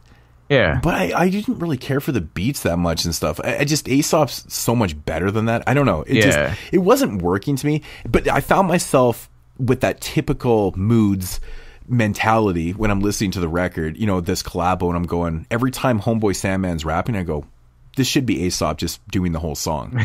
Yeah. So I'm always doing I can that. see that. Yeah, right. I'm just like, I don't hate him. I'm just not overly a huge fan. He doesn't really do it for me. I'm really excited about this though, man. The Danger Doom, Mouse and the Mask, reissue, bonus tracks, vinyl CD. Man, it's on triple vinyl. It's going to be amazing. So this is the official Metal Face edition. So, man, I'm just ecstatic for this, man. I can't wait. Hopefully I can grab one. I don't know if it's going to be limited or anything, but I know everybody's been waiting for this shit to get issued. But these new tracks, man, you heard the song with Black Thought, right? Yep. Yeah, dude, that's awesome. How does that shit like not come out on the record? Yeah, I don't know, man. I love the remix for Sofa King too. I always love that remix of that song. So glad to hear that too. Yeah, 100%. Whale, record called Shine. Another guy I'm not a fan of. Wow, I'm talking about a lot of people today I'm not fans of. It's Wale, man. Wale. See, I don't even know enough about. I don't even like him enough to say his name properly. Really don't like the guy at all. Yeah. Not a fan. But a lot of people are. So. Yeah, I mean, I don't know. I think he's pretty popular. I mean, I've listened to some of his stuff, and I wasn't really a fan of it. But it sounds like you were ordering something at a French restaurant. It's Wale. Yeah, I would like the Wale, please. You totally just put me right at my place here. You're like, motherfucker, that's Wale. Well, you know, if I didn't, somebody else would. So. Of course. But I'm notorious for saying shit wrong, man. People's names, I'm terrible with names, man. Horrible. Horrible. New Slum Village, Volume 0. Volume 0. Volume 0. It's crazy. So, it's all produced by JD. I'm not 100% sure what the deal is with this. I don't know if it's old, like stuff that they just never released, or if it's stuff beats that he made, and I'm pretty sure this is unreleased materials. Okay. It says from 94 to 97, so it's it's kind of in that mid 90s realm with Jay Dilla. Right about the time they were kind of recording, I guess. Fantastic. So I guess it's somewhere in there. Yeah. But yeah, Slum Village, always down for that. Rare demos and shit. It's insanity how much stuff keeps coming out from Jay Dilla all these years after. It's like the guy was incredible with his the amount of music that he produced. It's insane. Yep. Yes, man. Dilated Peoples, the Platform reissue, vinyl, double LP. Pick it up, peeps. It's Dilated People, man. It's awesome. I love that album. Yeah, me too, man. Of course, we talked about Brother Ali. The CD's drop, or the vinyl is actually 3. It's on clear with 3-color splatter vinyl. That's what it was on that promo video. Fancy. I assume that's must be on Rhymesayers, isn't it? Yeah, it is. Yeah. Okay. So they always have the awesome packaging on their albums, so it should be good. They do. I like how they do that too. They take the time to make those promo videos and kind of get it out there and stuff. And they post them on YouTube. So if you're a subscriber, you get those in your feed and stuff. So yeah, that's where I saw it. I was trying to say I saw the promo video somewhere, but yeah. And I think of any label out there, Rhymesayers definitely does it the best. Yeah, they're awesome, man. Really good stuff. Yeah. I think we talked about this before. Maybe the ship date got changed or something, but Stick Figure Central Standard Time is coming out. I think it might have got postponed or pushed back to the 12th or something like that. So but pretty cool stuff though, man. It's got Knots, the producer lineup on here. It's got Knots, Illmind, Larange is on there, Black Milk, Apollo Brown, Exile, features from Rappin' Forte. Okay, get this song. We got Stick Figure, a song called The Get Down, produced by Exile, featuring Rappin' Forte. Okay, mine is just completely blown right now. Man. How does that come about? Like, how does Stick Figure go? I understand Stick Figure. I guess he is from the Bay Area, right? He's from the West Coast. Yeah, He sounds East Coast. You kind of think he's East Coast and stuff. And it's like, yo, man, Exile. And Exile's like, no, man, I think Rappin' Forte would be great on this beat. It's like, what the fuck? That's hilarious, man. Yeah, I laugh when I saw that. We got Homeboy Sandman, just talking about him, and Elzai is on a track called Down Payment. Nice. Produced by Elzai. Yeah, me too, man. Elzai he's a dope spitter. Really, really good stuff. So, but yeah, that's gonna be the releases, man. It's been really slow. This whole year has been super. Everyone keeps telling me it's like, it's the beginning of the year. It's the beginning of the year. But how long can you keep saying it's the beginning of the year? We're done the first quarter of the year. Yeah. We're done like a third of the year. So I mean, there's basically the new releases are re-releases week after week. So I know the re-releases are insane. Well, that's because, of course, vinyl's gotten so much bigger, Yeah. So, I mean, vinyl as a hip-hop fan, like we talked about this before, has always been there for us. It came back in the mainstream, but now they're just repressing everything, which is cool. It is. It's awesome, that we can get some of these records that we missed out before and stuff, but the thing is now it's just so expensive. Yeah. It's expensive to get this shit, man. Yeah. Yikes. All right, so getting into the topic of the week. And this week we are going to be discussing a question that has been in my mind, and I've heard many, many people ask this question to other people, not just myself, over the years. And is there a difference between a rapper and an MC? What are your thoughts on this? It's a good question. I mean, it depends, I think, at what point you grew up, basically. Another situation where an old school head would be like, yes, there definitely is. The MC is the guy that gets out there, rocks the crowd, gets the crowd hype, whereas the rapper might be a guy that doesn't have the ability to do that, but he can still make songs, basically. He can still write rhymes and whatever. But yeah, I think it's a generational type of thing, really. 'Cause you never even really hear the term MC anymore. See, I tend to use it a lot too because, I kind of consider myself to be a little bit old school. I've been listening to the music for a long time and stuff, and I always just kind of use the term MC. I really like the term MC. And as we know, MC stands for, Master of Ceremonies, or to a lot of MCs, move the crowd. And, it's been described by lots of people. And, when I really first started thinking about the difference between, the terms rapper and an MC, let's face it, a rapper and an MC, we'll get one thing clear here. They essentially do the same thing. They both spit rhymes. The difference is, and I have a quote written down here because this I thought was just ideal to say on the show. I thought it was fantastic. This is taken from the book, The Art of MCing, and it's written by Stickman, of course, from Dead Prez. And the quote is, "A rapper is to an MC what an average street fighter is to a trained martial artist." Wow. They are both figures, or they're both fighters, but the degree and depth of their skill is very different. And that shit just summed it up like a motherfucker to me. Yeah, that's perfect. It's so true, man. And the way I've always described a rapper, there's nothing wrong with being labeled as a rapper or an MC. At the end of the day, you're still spitting rhymes. The difference between is that rappers are people, and there's lots of different ways that you can go about this too. I've always thought that, rappers are guys that are still crafting their art. They haven't gotten that full respect. Way back in the day, hip hop, MCing and stuff, it was all about gaining that respect for your peers. You used to work so hard to craft your words and the way you would spit and stuff, and you wanted to gain that respect from your peers. And because when you got that respect, you kind of felt like you made it as a rapper. You turned into an MC. It was always that thing. It was for bragging rights. This is what the culture was built on. MCs, they used to sit in ciphers and they would battle and stuff, and it was all about the love, and you get that respect. And once you get that respect, you went from a rapper to an MC. You crafted it. And then when you jump on stage, man, an MC is that guy that, he moves the crowd. He gets everyone hyped and stuff. And Ice-T once, he kind of dubbed it as, a rapper's that guy that'll go out on stage and he'll perform his hit songs, and he won't really move the crowd because he doesn't know how to. And, he's just not a master of his trade, where an MC is everything. He's crafted his flow, the way he writes his own rhymes. He moves the crowd. He has the respect of people. There's all these kind of different elements that kind of separates, the terms rapper and MC. One time, man, way back in the day, we were going to do a show, and my homeboy said to me, he goes, you're going to become an MC. I was like, never dawned on me in a million years. But it blew my mind because the way he kind of categorized it was, people that are, anybody can rap. Let's face it. If you can put some sentences together, you're technically rapping. If you're rhyming, you're rapping.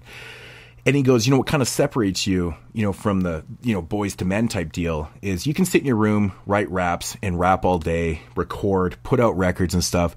But you become an MC when you finally get on that stage and you start moving the crowd and stuff. And I was just like, bam, mind blown. Yeah. And it always stuck with me. And I was like, that's really, really cool, man.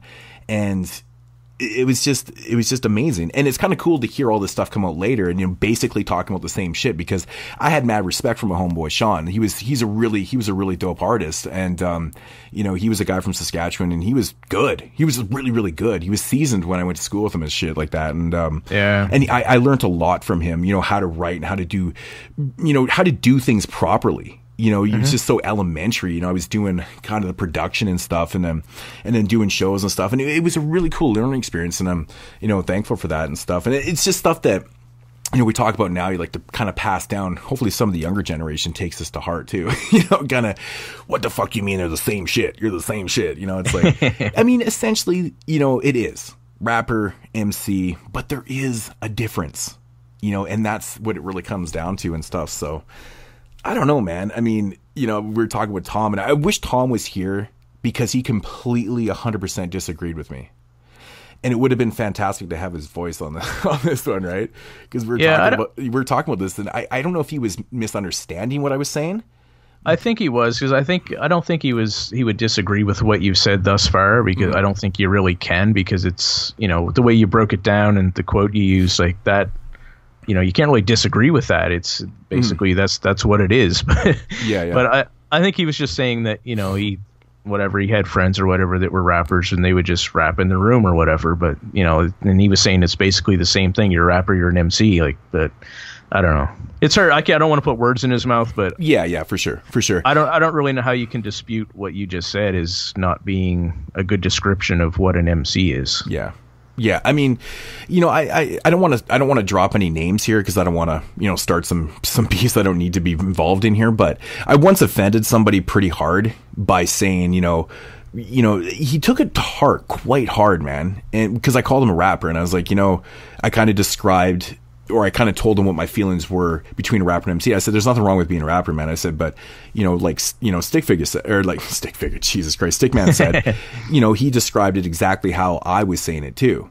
They're just different levels and stuff. And once you get onto that stage, you become that MC, or you can be and stuff. And I was like, you know what, man, if you can put out like 20 albums, you produced all this music yourself, and you put out 20 albums, but you've done all this stuff in your room, and you've never done a live show in like 15 years.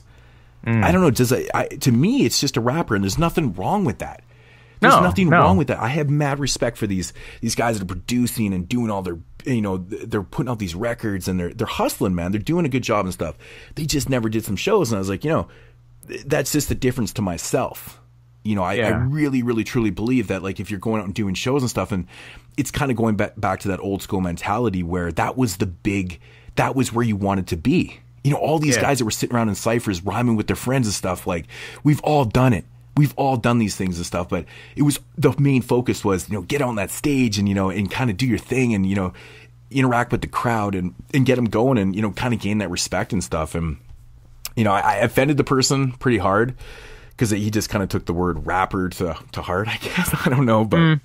I mean, I can understand that, but it's, as far as what you want to do, it's your goals. Like, I'm not going to diss anybody saying you have to do shows. I mean, if I was in that world, like, doing a show would be my top priority. Like, because I played in a lot of bands in my life, and that was always the goal. Like, we want to play shows. We want to play shows. We want to play shows. Like, we got to get the music out there that way, because that's the goal for, if you're a performer. Yeah. But if you're somebody that's, concentrating on not being a performer, but you're concentrating on being an artist in a different way, that's fine. That's cool, whatever. Yeah.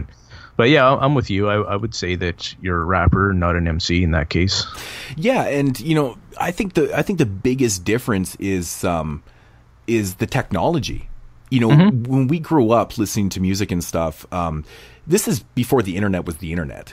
You couldn't use that tool as a promotion tool. You couldn't get your stuff out there. So the only way that you could do it was by having, street runners, you run stickers and you post shit on, remember doing that shit back in the, like, that's how you'd promote stuff and do physical shows. You would go and that's how you'd promote your shit.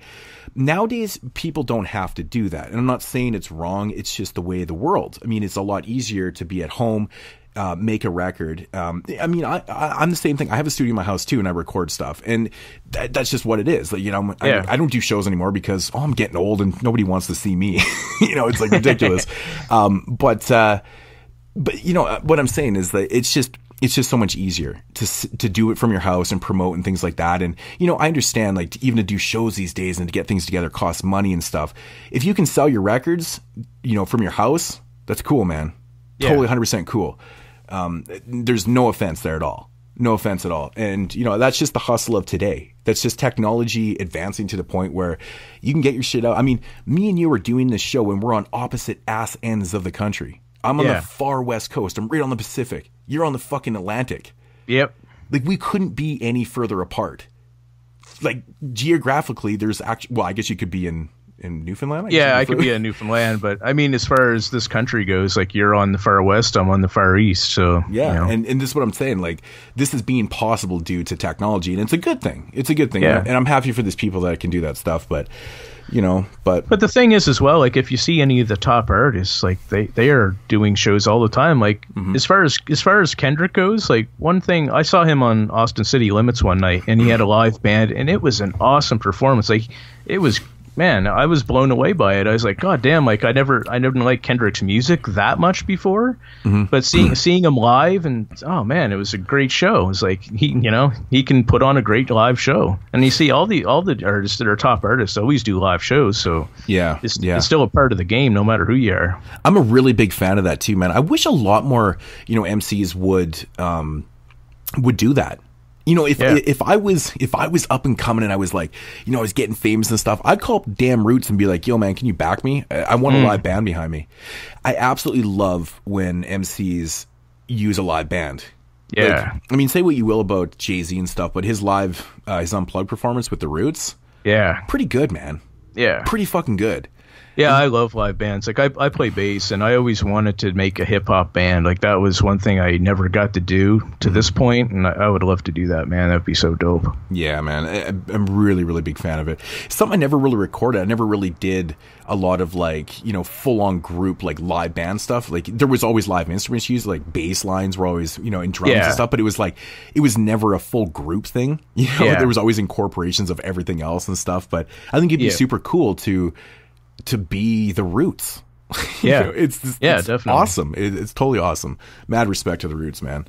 Yep. I have a question for you though along these lines. Would you say a guy like Lil Yachty, who rocks a show, is an MC, or would you say he's a rapper? See, this is a bad one at that. See, this is where the argument starts. These guys that are doing, and they have these followings and they have respect from people and they have fans and stuff like that. This is when it comes back to what Eiht said. There's differences in MCs also. There is MCs that have crafted their skills and are actually good, for lack of a better term. There's a lot of guys out there like, little Uzi Vert and shit. Like, these guys are ridiculously whack. Like, their lyrics are, they're to the point where you're texting me lyrics to a song and we're pissing ourselves laughing. Like, did a fucking 4-year-old write that? That is not an MC. That shit is written because he doesn't really have any writing talent. And plus, over the beats, you can't spit rhymes like Nas is spitting over these type of beats anyways. This isn't their style. So they've created this whole new style. That's not MCing, man. That's like, MCing is like, crafting and art and, spitting and creativity and wordplay. And shit like that. Guys like Black Thought and, Nas and AZ and these fucking MC, Cool G Rap and Big Daddy Kane. Those are MCs. These guys are performers. Yeah. That's what they are. They're just performers. I asked that question mainly just to hear you rip these guys again because it's so entertaining for me. Oh my God. I can't wait. I just can't wait for the day that someone's like, Little Uzi Vert's fucking dope. Shut up. You guys suck. Hey, man, that's fine. You guys are entitled to your opinions, and we respect that. So, yes, I'm sure this video, by the time it's up for 5 minutes, will already have 8 thumbs down anyways, like it always does. So, I got some haters on my block. Yeah. It's ridiculous. Yeah, it's funny, though. Yeah. But yeah, I also heard, who was it once? I think it was... I was watching an interview with somebody and they were talking. They were kind of asked the same question. It was a DJ. I can't remember who it was right now. But anyways, the point was they were asked a question. What's the difference between rapper and MC and stuff? And the person, it'll probably come to me. But he said something on the lines of, a lot of rappers have a goal. I mean, this is kind of where the gray area is too. A lot of rappers just have a goal of kind of exploiting the music and just making money off it. They're not really into the culture. They're just there to make the money. They have an agenda. You know, they're not there to craft. And this is part of the reason why these rappers, quote unquote, don't try to craft their shit, because they don't give a fuck about the culture and what MCing actually stands for. Mm-hmm. You know, these rappers are just out there to make the money and get the fame and get the fucking Benz and the you know, and drink the Hennessy and shit and, you know, all that cliched bullshit. And it's just, to me, you could have said it better. It's like, yeah, if there's motives there, I understand. Yeah, there is, at the end of the day, guys, these real MCs and stuff, they still want to make money, because no matter how you look at it, this is your job. Mm-hmm. You don't go to fucking work for free, you know, but you know, if you have a love for it and you're crafting and you're taking shit serious, that's what separates you in the long run to myself. You know, I mean, little Uzi Vert. I mean, this guy knows absolutely shit about the industry. Yeah, and he doesn't care to know either. That's the thing. Yeah, like, there's no respect, no caring. It's just, I'm doing this. I love Kanye. Fuck you. It's about the money. It's all about the money, and it's, you know, about the pussy and shit. And, well, in his case, maybe the dick. I don't know. I'm not really 100%. I'm not judging. By the way. But yeah, man, that's essentially what I have on that. You know. Yeah. But if you guys have any thoughts or opinions on that, drop the comments down below. I'm always curious to hear what people have to say about this topic, because let's face it, man, sometimes people get really fucking heated about this. It's just terms, guys. It's not a big deal. It's a conversation. This is what the point of this topic of the week is just to discuss things and, you know, sometimes maybe disagree and stuff, but I think we were pretty much on the same page on this one. But yeah, definitely we are.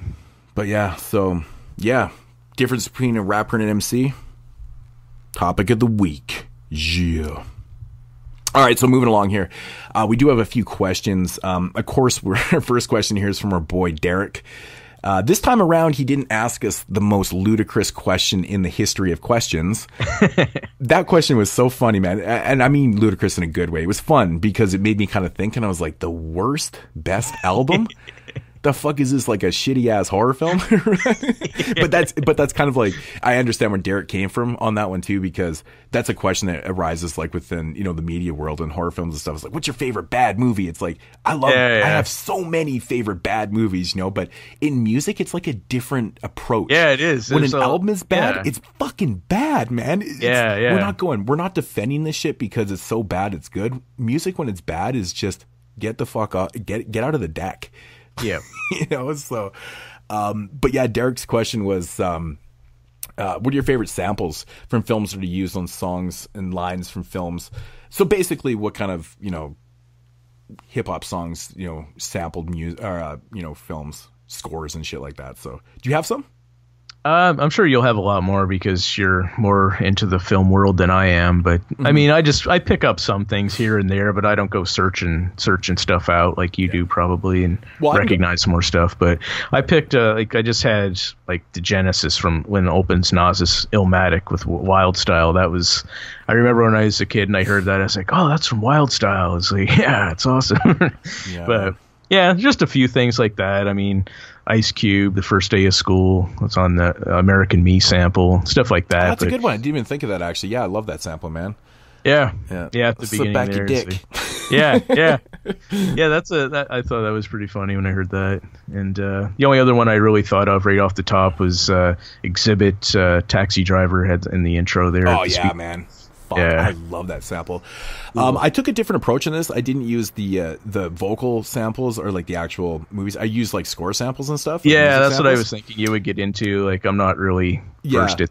So I actually had like a ridiculous list and I accidentally deleted it and didn't realize, so I had to like redo it. Oh man. So I still have 7 or 8 here that I rewrote, but the first one that came to my mind actually was the Busta Rhymes Give Me Some More beat. They actually sampled the Psycho strings in that. Oh, okay. From Psycho. Like, those strings are straight taken from Psycho. It's totally awesome. Another really fucking awesome one, man, is Necro, the Dissertation of Life and Death. He samples City of the Living Dead by Fabio Frizzi in that. And of course, Derek, you know, this is his question, and this one goes out to you, homie, man. He's such a big Fabio Frissi fan. Me too. Oh, nice. And City of Living Dead is by Fulci's my favorite. He's my favorite director. So, and it's just like an amazing score, and the song is fucking awesome. I would imagine Necro probably has a lot of horror samples in his music, and he flips them really good too. Like they're incorporated quite. He's a good producer, but actually, one of the first ones I wrote down was Gangsta Nip, horror movie rap. He samples, of course, John Carpenter's Halloween, the piano keys. It's pretty awesome. Cage, Weather Peoples. Weather Peoples samples Suspiria, Argento's film. Of course, Goblin does the score in that one. Another Cage song, Agent Orange, samples A Clockwork Orange theme music, which is really cool. Circle of Tyrants, a song called Carnivores, which is, of course, Necro and Ill Bill and those guys. He samples Zombie, Fulci's Zombie, which he flips that sample so amazing. So amazing. There's actually a vocal sample in that track from The Shining also, which is really cool. This one's going out to Derek because he's the hugest Godzilla fan I know besides my homeboy Godzilla. Pharaoh Monch, Simon Says. That's Godzilla. That's the music from Godzilla. Like, it's pretty awesome. Nice. A+, of course, from Souls of Mischief. He samples Deep Red in a song called Partner Please. Deep Red, of course, another Goblin soundtrack, Argento film. And the last one, we actually even talked about this on the show. I brought this up. Ill Bill from his new record. The intro samples Cannibal Ferox. I remember you mentioning that. Yeah, so I mean, I kind of took the horror approach to this. I could have went on all day with. I'm glad that you didn't, and you went the opposite way because you mentioned everything. So I mean, like I said, I don't recognize all these horror score samples and stuff in music. I know guys are doing it, and they get a lot of samples from horror movies and stuff, but I don't recognize them at all because I'm not really into that world like you are. So yeah. But I'm gonna check some of these out though. It's pretty cool that you mentioned those. I'll go out and check them out for sure. Oh man, the way he flips the zombie score in Carnivore Circle of Tyrants it's amazing. It's nice. Like it works so well. It's just totally awesome. Next question here from Alan Nutton. Alan Nutton. It's kind of funny saying that out loud. That's hilarious. He writes in, he's like, as someone who is a massive hip hop fan in the golden era, I'd say 88 to 96. I've only just got back into hip-hop since 2004 due to the Puff Daddy effect. Scaring me. So he's listening to the show. What must-have albums have I missed between 97 and 2014? Keep up the great work, guys. Respect from the UK. Thanks for the question. Man, that's such a big time period. 97 to 2014 is insanity. Yeah. To be honest, I mean, like I said, 97 to like 2003, 2004 was interesting. It was this whole kind of, I always call it the transitional period, but really there was a lot of great albums came out. I probably could have had about a 200 or 300 album list for you, man. I kept it down to the ones that came off my head. When I was writing my answers down for this, I was literally holding. I just picked up the De La Soul Grind Date vinyl, so I had to write that down because I'm a really big fan of that record. If you're a fan of De La Soul, you'll love the Grind Date. It's a fantastic album. Honestly, one of their best records, to be honest. I wrote down Dell's Deltron 3000 record. I'm a big fan of that. OC and Apollo Brown's Trophies. Check out that, man. It's amazing. Aesop Rock's Labor Days. Blue in Exile. Below the Heavens. I really, really find this album to be a bona fide classic. It's so good. Production's amazing. Blue kills it. It's smooth. Really, really laid back. Just awesome hip hop. Kind of getting a little bit more gritty. The Future Is Now by Nonfiction. Really good stuff, man. Production's amazing. Got Primo, Pete Rock on there, Necro, great stuff on there. Really, really. Yeah, they're re-releasing that as well, so it should be pretty easy to pick up if you want to check that out. That's awesome, actually. This is the second time it's been reissued. I think so. Yeah. Yeah. Because I actually have the first reissue that came out a couple years after it came out. Because the first issue went out of print like instantly. It was really crazy, and then the first reissue came out and had the instrumentals and stuff. It was pretty cool. So check that out. Really, really good stuff. I always mention Binary Star to people, Masters of the Universe. I love that record, man. Really, really good stuff. The Cold Vein, Cannibal Ox. Really introspective, unique record, man. Like it's really amazing. LP's production is fantastic. I mean, if you've heard Around the Jewel, it's different. You know, it's Yeah, definitely it's a lot different. It's a lot different, but LP he's had so many different sounds over the years and stuff, but the Cold Vein production's amazing. Good stuff. Della changes in atmosphere, very, very laid back, kind of jazzy, hip hop, really good stuff. He's a producer from France. In the Rough, Diamond District, amazing. Probably 4 of the best tracks in a row from the two. It's just amazing. It's got the string of 4 songs that are just outrageously good. Of course, had to name this record because this would be criminal if I didn't. Disposable Arts by Masta Ace. And of course, A Long Hot Summer by Masta Ace. 2 of the best both albums. of those. Amazing stuff. Percy P's Perseverance. I love Percy P. All produced by Madlib. It's an amazing record. I don't understand why Percy P doesn't put out more material. The guy's an amazing MC. He spits bars after bars. It's crazy. Yeah. And since I was just in the mood, I was listening to a record the other day. Black Sabbath by Blackistan. Got to put it out there. It's really dope. So. Yeah, definitely. But yeah, I had you knocked off the majority of my list. Did I really? Yeah. Wow. I think I actually had Danger Doom, which they're re-releasing, so that's one. Mad Villainy, also by MF Doom. Let's see, what other ones did I have you didn't mention? Maybe a little Outcast. Maybe check out Stankonia. I don't know. That's a pretty popular album, so that would be easy as hell to find that. The Fix by Scarface. Oh, excellent. Excellent choice. Yep, and pretty much any Definitive Jux shit, like, you know, even like you mentioned Cannibal Ox, but Aesop, Labor Days, LP, Fantastic Damage, that would be a good one to check out. But yeah, I think you mentioned pretty much everything else I had on here. Yeah, if you find that you're really kind of feeling that Definitive Jux stuff, which is LP's label that he used to have, I think it's really debunked now. Like, I mean, apparently it was like coming back, but no, I think it's totally debunked. But it was a label that he started up in about 97, 98, probably due to the Puff Daddy effect. And, yeah, man, he housed a lot of great artists, man. LP put out some really dope stuff on there. Aesop Rock was on there, Mr. Liff, Cannibal Ox, Yak Ball. There was so much good stuff. Yeah. But the production, and it's kind of like, it's like a whole era of hip hop to me.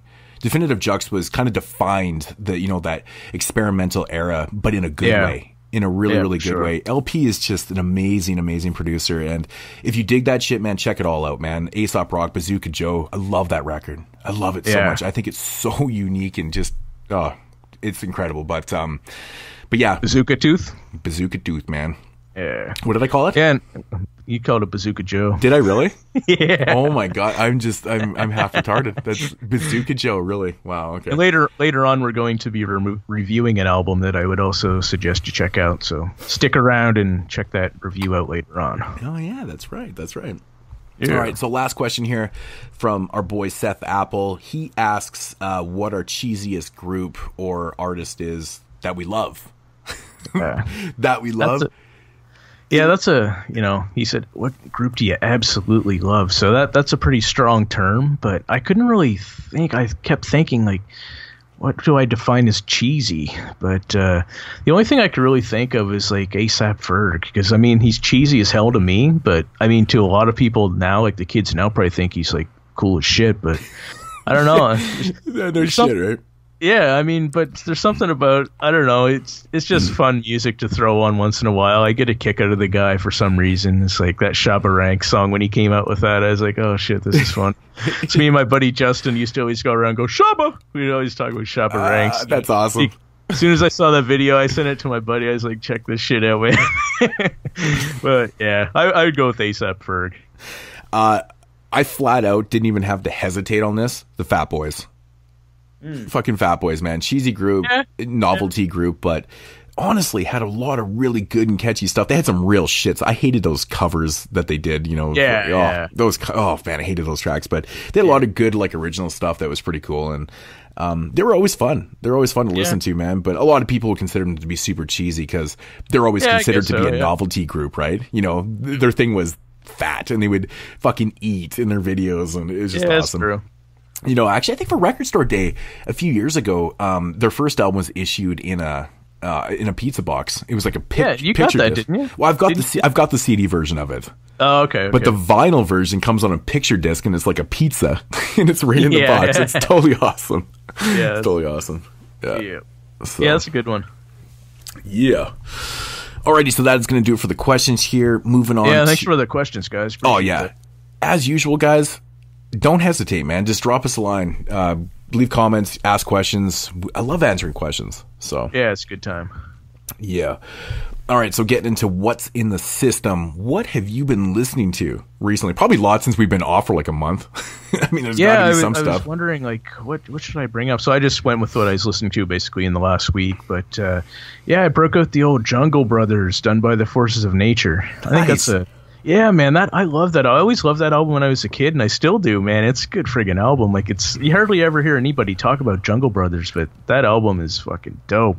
Mm-hmm.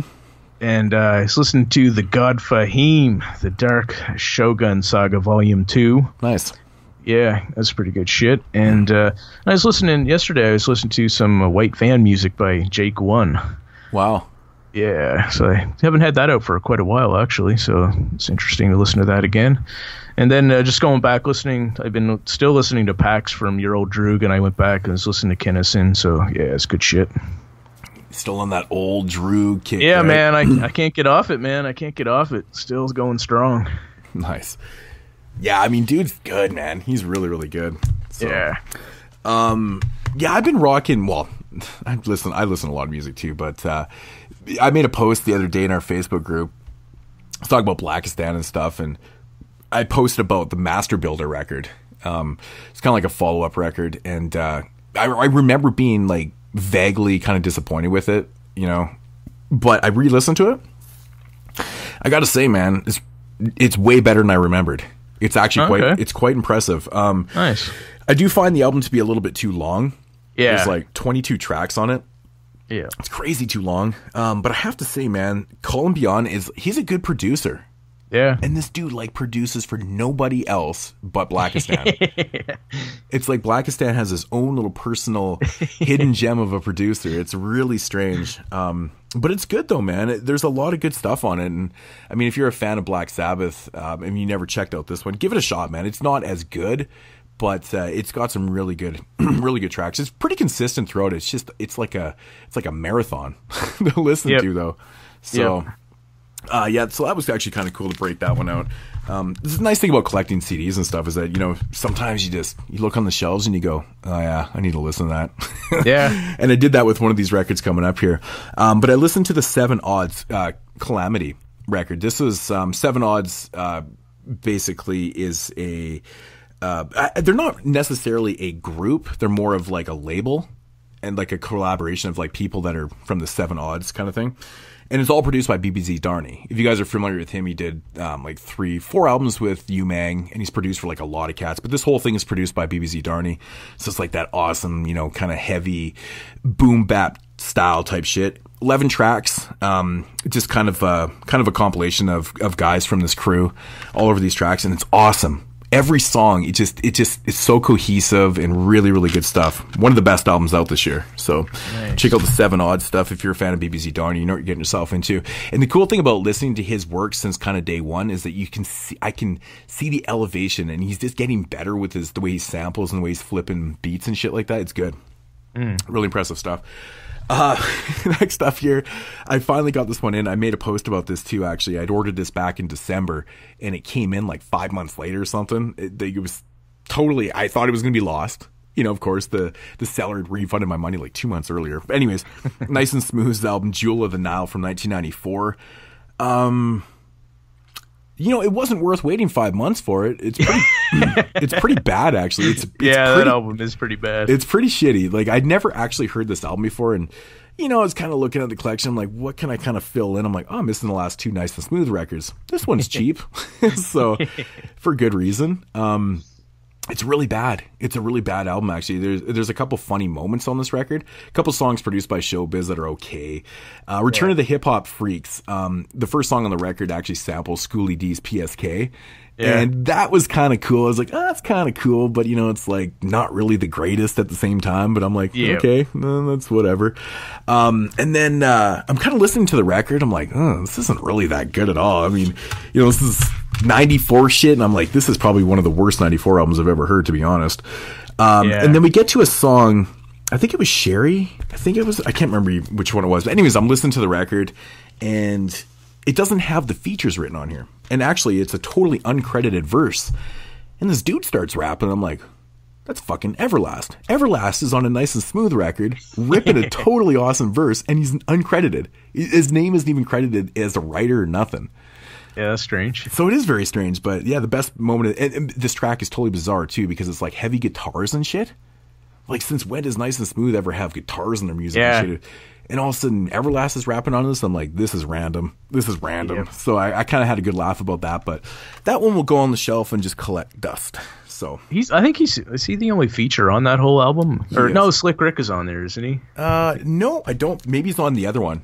Is he on Nice and Smooth 4? Maybe, yeah. He might be on that one. Yeah, I think. Yeah, maybe I'm getting them mixed up. But yeah, I remember getting Jewel of the Nile at a used store for like $2, and I was like, when I listened to it, I was like, damn, is this even worth $2? Like, this is pretty bad, man. It is, man. It's a really shitty album. Yeah. To be honest, I was devastating to listen to it. I was like, oh my God, it's terrible. Waited 5 months for this junk. But next up here, man, I pulled this one off the shelf, hadn't listened to it in a while, and I'm a really, really big fan of Esoteric. So 7L and Esoteric's 2012 record came out in 2010. You know this one? What is it? 2012. 7L. Oh, okay. Yeah. Esoteric. Yep. It's got the I white actually cover. I ordered that from them. I got a hoodie and shit from that. Yeah. Oh, fuck nice, man. Yeah. It's awesome. This is why I love to buy physical releases, because I'm listening to this record and I haven't heard it in years, and it's pretty cool, man. You know, it's 12 tracks and it's got a fair amount of features, but it has like really good features, you know? It's got self-titled Inspected Deck, which essentially is a Czarface song. Yeah. Sadat X, and there's a song on here with Evidence and Alchemist. And there's another song on here with Ill Bill, Vinnie Paz, and Reef, The Lost Cause. And then, of course, there's a song with Static Selecta. Now, the cool thing about listening to this record, I was sitting in my studio, literally leaning back, and I was reading the liner notes. Now, every song is broke down, and it tells you a story behind each track. Now, it tells you like how they produced it and why the song came about and what the song's about, and it tells you about the features that are on there, and some really cool stories on here. Yeah. Now, this song Drawbar 1-2 featuring Evidence and Alchemist. Now, the song originally was supposed to be just Esoteric and Evidence on the track. And of course, Alchemist heard the beat and he's like, man, it's pretty fucking cool and shit like that. So he kind of jumped on there, and that's how that track came about. And so I thought that was kind of cool. But the interesting thing is there's a little bit of a tidbit of interesting information that kind of got me super hyped, even though it's quite old now, considering this came out in 2010 and it's probably never going to happen. But Esoteric and Evidence had plans to do kind of like an EP release under the Bird and Magic. Yeah, that'd be that's dope. What they were going to call it, like the Bird Magic. Yeah, I remember that. Yes, yeah, I do remember. Of course, referring to the basketball players and the respectable areas that they're from. I was like, the Bird Magic. Damn, that's so fucking. Because I'm a big Evidence fan, a big ESO fan. I was like, that sounds amazing to me. Super, super cool. I like the story behind The Most Rotten to Static Selecta. They've been fans of Static Selecta for years and years. It's been around forever. You know, Static Selecta's names never really became a household name until like the early 2000s or kind of the middle 2000s when he started dropping his records. But he's been around since the 90s doing shit. He was always doing shows. He DJs for every goddamn. He was on tour with Nas. He was on tour with everybody, and they just wanted to do a track, have Static Selecta on there, you know, doing some cuts and shit and stuff. So pretty awesome stuff. But it's actually a really good album. I really enjoyed listening to this, man. Some of the beats are fantastic, and it's cool too because like half it was produced by Esoteric and the other half was done by 7L, and it even breaks it down side by side, you know, which songs they did, and they kind of tell their stories and shit. Very, very cool stuff, man. I thought the bare knuckle boxing story was interesting. 7L did this one, and he had this beat on. It was on a 4-track and it wasn't tracked out. So it was actually the beat was on a 2-track or something like that. And something fucked up in the hard drive and they couldn't get the beat off. They couldn't track the beat out. So they ended up just transferring it over on a 2-track and they put in a bunch of other stuff. And that's how it came out sounding. It doesn't sound like it wasn't tracked out at all. It's pretty good. So good signs of a producer, but, some good Boston shit there, man. Really enjoyed that record. It's awesome. Yeah, I love the handle on that with Sadat X with all the basketball references. It's pretty cool, dude. Totally awesome. And that was another cool story that they talk about too, because they write in this song, and he's like, man, Sadat X would be perfect on this track. Yeah, you know, it just embodies it. And he's like, he was amazing. He was totally amazing. Yeah. But yeah, good stuff, man. And last up here, I know you'll respect this, and I hadn't listened to this record in a while, and popped it in 2002. The Beatnuts, the originators. Nice. I forgot how much I absolutely love the song Bex and Branson. Fuck me, is that beat ever gritty, and it just hits hard like a motherfucker with Triple C's and Marley Metal. Oh, dude, that beat is sick. Like, sick shit, man. I love the track Originate with Large Professor on here, but, you know, when people talk about the beat nuts, they always refer to their earlier stuff, and they always say everything post-2000s is crap. This album's quite good. Milk Me does have some, you know, misses in my opinion. Yeah. But this album actually has a lot of good stuff. It has a lot of features. You know, it's got Tony Touch, Large Professor, which I said I love that. Cormega's on here doing what he does best. And have you ever heard a bad verse by Cormega? Like, the dude is awesome to me, man. I love Cormega. I love his style, man. Ill Bill and Problems and stuff, but it's a good album. I think this one's a little bit underrated because it catches a lot of shit. Yeah, it does for whatever reasons, but I enjoy it, man. Pretty cool me too. stuff. So those are the 5 records. I mean, I was obviously listening to a lot more, but I just wanted to talk about those. I didn't really want to talk about Nice and Smooth, but I had to bring up the how shitty it was. Plus, you got it 5 months later. So 5 months later, what a fucking joke. Ah, shit, man. All right, so moving on to Remember the Rhyme. I guess we're not. No, I guess we can't do Remember the Rhyme. So we're gonna, just Moods wins by forfeit here by default. So yay, that's 3 in a row. I dropped the first one. I've won 3 straight now. Yay for me, man. That's awesome. All right, so. Alrighty, so getting into the featured reviews here on episode 4, and we are going to take it back to a label that we were talking about right off the top of the show with Smoke On Records, with the new release from them, and of course 9, called 1999. It's all about the 9s. It is really all about the 9s, right? A little bit of factual information about 9. I never knew this until recently, but I was actually, like I'm always doing when I'm listening to albums and stuff, I'm always doing research because I need to pollute my mind with all this useful information that my wife always kindly tells me that I'm absorbing on a daily basis. Things I just need to tell people. But I actually came across this by accident. I was looking for something else, and I always thought that 9's name was, specifically referring to a gun. He's an MC, you'd think that his name was named after 9, like the gun. His name is actually named after his birthday. It's pretty interesting. He was born, September 19th, 1969. And he was also, I'm not reading this, I'm just doing this by memory, but I believe his favorite number is 9 and his shoe size, if I'm correct. Yep, his shoe size is 9 as well. So this is actually how he got his name 9. And it's just like mind-blowing to me. I was like, it's just not as simple as naming yourself after a gun. No. So I thought that was pretty cool, man. I thought that was pretty inventive. But yeah, getting into the new album here, 9. Now, we've discussed this over the last couple of weeks a little bit and stuff, and this album to us seems to be a little bit of a mystery. Yes. We can't seem to find any specs on this record, man. Like, Discogs is not giving us shit. It's not giving us shit. So, we're a little bit torn on who the producers are on this record. That might be a good thing in some cases, I think, but see, maybe these guys didn't want to get their name out there on an album like this. Who knows? I don't know, man. I'm thinking maybe it's on the same lines of kind of like the next album we're going to talk about with the producer lineup and their credentials. I'm thinking it's probably on the same line of this, but getting into the album, I'm a big fan of 9. I love him, man. I think he's rugged. I love his flow, his style and stuff. I was really excited for this record. And I think after the first listen, I was like, yeah, man, it's so much fun. I kind of mentioned to you guys, and you got back right away, and I think you had a different opinion. And, this is why you listen to albums over and over again before you talk about them, because definitely, otherwise you just kind of get lost maybe in your own hype at times. And this is a very, very mixed bag record. Yes. It's a very, very mixed bag record. Like I said, man, we can't really talk about the producers on this one because we don't really know. It's quite obvious that the same producers used on a few tracks is the same type of sounds and shit like that. So, but what are your overall thoughts on the record? Like you said, it's a mixed bag, but I thought it was a bit long. I mean, it's 61 minutes it comes in at with 18 tracks.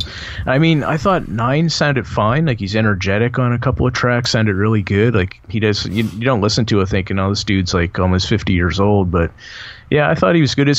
It's 9, he has, like, he's really gritty voice, of course. That's his trademark voice sound. And he's got a straightforward approach with his rhymes. There's simple concepts. Like, it's nothing to wrap your head around. Like, you have to listen to 1,000 times. But the production and the sound of the album is where it lacks, I find. Oh, man. I couldn't agree more, man. Having an engineering background, this album is fucking mastered really bad. But it's also mixed really poorly too. Yeah. There's mistakes in this record where things are panned too much and totally not by choice. Like, you would never pan things like that and do things like that. So, the overall product is pretty amateur, and I'm wondering if it has a lot to do with Smoke on Records not being, an overly huge company, and they're using kind of in-house producers and stuff. I'm not 100% sure. But I don't know, man. But the word amateurish is exactly what I put for the sound of the quality, basically, of the album. The way it's mixed and mastered, like you said, it's not up to par to be an album to be released to the public, basically. Yeah, it really isn't, man. It felt super, super amateur, and oh man, kind of disappointed with this one, man. There is glimpses of hope on this record, in my opinion. And I think what happened with this album for me was simply the fact that it started out good for myself. I really enjoyed the first 2 tracks. Like, My Life felt like a 9 track. The beat fits him. It's a very personal track. It's a good track to open up the record on. And I understand why they chose that as the first track, because it does kind of grip you and pull you in a little bit. And I thought it was really good. The beat was just fitting, those kind of rugged beats and stuff. And then the second track, Must Be Love, I like the sample. I thought it fit 9 again really well too. And I was like, wow, man, this is actually going out pretty damn cool, Yep, I had the same thought through those first 2 tracks. I was like, both beats are decent, it's good storytelling by 9, sounds great, but then from there it started to go down a little bit for me. It really did. The production all of a sudden took a turn for the worst, and the next song on the album is called Street Child of Mine. Obviously a play on Guns N' Roses there. Street Child of Mine, and it's featuring Little Dap, of course, from Group Home, which we'll talk about next, and of course Rock from Helter Skelter. The beat is really, really thin. It's not really overly the greatest. I honestly, the features are fine. Usually, sometimes I'll kind of criticize the features for not being that great and stuff. All the verses are fine. I think it's just the beats. The beat on the record, to me, it sounds like one of those free beats that you would find on one of those beat sites. Purchase this beat for 99 cents. It felt like that to me. And I was like, really, man? Like, you just went from these 2 pretty cool opening tracks to this total, like, amateur, thin, ridiculously bad mixed track. And I'm like, okay. And I was like, okay. Then we go into another track called Right Here, featuring Chip Fu, which is interesting because Chip Fu, of course, is from the Fu-Schnickens. And, well, we haven't heard the name Fu-Schnickens for, I don't know, since the days of doing tracks with Shaq. I don't know. But again, I was excited for this. I'm like, man, 9 and Chip Fu, like, Chip Fu can rip, man. Like, that guy had unbelievable fucking lip fastness. Like, that guy could spit, man. It's crazy. And I thought the beat was very underwhelming. Again, thin, sound like a free beat type thing. I thought 9 was really good on the track, but I think in my opinion, they wasted Chip Fu's verse. They put this, like, what did you say? Like a half 16? Yeah, it's only 8 bars. Like, I think it was probably a situation where maybe he was just hanging out in the studio. I don't know if maybe he has a project coming up with Smoke on Records or what the deal is, but I mean, for him to be on a track and just do 8 bars, it's just like, what a waste, really. It felt very put together to me, because you can tell the intro in the track actually is Chip Fu giving a shout out to Smoke on Records, to the guy that owns Smoke on Records, which is fine. But then, you're kind of listening to track 9, has a couple verses, and then Chip Fu comes in for like half a 16, which is 8 bars. And it felt rushed and out of place. It had no correlation to the song whatsoever, because the song ends like that. There's no beat outro, nothing. Yeah. It just kind of ends, and I'm like, wow, that was really underwhelming. And, the hook was okay on the track, and stuff. But the beat itself was just thin, and amateur sounding. So it was kind of off-putting a little bit. I got a kick out of the hook though, where he's like, talk shit, come get it, want this, come get it. But it's totally 9 though, right? Generally, if someone else was doing a hook like that, I'd be like, dude, fucking say something else. But it's 9, it just kind of fits him, right? I literally just had to smile when I heard him do it. I was like, oh, that's hilarious. It's 9. Who else can pull that shit off? Yeah. I swear to God, these like 4 tracks in a row were all produced by the same producer. They just sounded really bad. Then we moved on to a track called Where. Another really the same thing, the same story. Very amateur, thin sounding beat. Not a good hook. It's like, I don't know. It was definitely more of a filler track. Forget About It. Was track number 7 on the record, and to me it felt like, I don't know if you got this, but it felt like a really fucking weak, like Rough Riders type style beat. And I'll forget about it, all right, because I'll be going back to that one. I knew you were gonna drop that joke, man. I was laughing about it. I'm like, I'll forget about this one too, man. So there's a string of like really poor tracks on this record, like 4 in a row, and I was like, oh my God. Like after listening to it a couple times, like, damn, this is not as good as I thought it was. What the fuck was I doing? Yeah. And then it kind of picks up again. It's going down with Sadat X. I thought the beat was a little better. It was a little more fitting and stuff. It was a decent track. It didn't feel like it was a filler track like the previous tracks. Yeah, exactly. It felt like Sadat actually took this and laid down a good verse. I thought it was pretty cool and stuff. But yeah, like, when you have a string of 4 tracks in a row that are just like, damn, doesn't that just bring down the whole album drastically? It does. It's like, it's at that point you're just like, oh man, do I want to continue listening to this at this point, or should I just go back and listen to the first 2 tracks again? Isn't it one of those points where you're at the 4th bad track in a row and you're going, fuck, this album has 18 songs? Yeah, man, exactly. Like that's when you're really feeling it. It's like, oh shit, there's like so much more to come. See, I find it very intriguing though too, because like the outro is track number 14, and then there's a CD bonus track on track 15, 16, 17, 18, or all these bonus tracks. Yeah, I just feel like it's just too much. So when you're listening to this record, it's just like it's like 63 minutes long or some crazy shit. I'm like, we don't need the bonus tracks. We really didn't need those and stuff. But yeah, I don't know. Fucking With Us. What do you think of that track? I didn't like the beat on that either. I would skip that one. Yeah, I thought it was a little bit overused, and I don't know. I didn't honestly. I didn't care for the strings used in it. Again, it sounded like Casio strings. Yep. And shit like that. It was just very underwhelming beat. Ask For It. What do you think of that one? I hated the hook with Sadat X. That just was so annoying to me. It's like, oh my God. Like one night I had this on one night, and when I was going to sleep, I was like, I'm just going to put this album on and just, and all I could hear is like, I was half asleep. I was like, yeah, ask for it. It's my answer. It don't mean shit to me. And a couple seconds later, the same thing over and over and over. I was like, I was having Sadat X nightmares. It's like, what the fuck?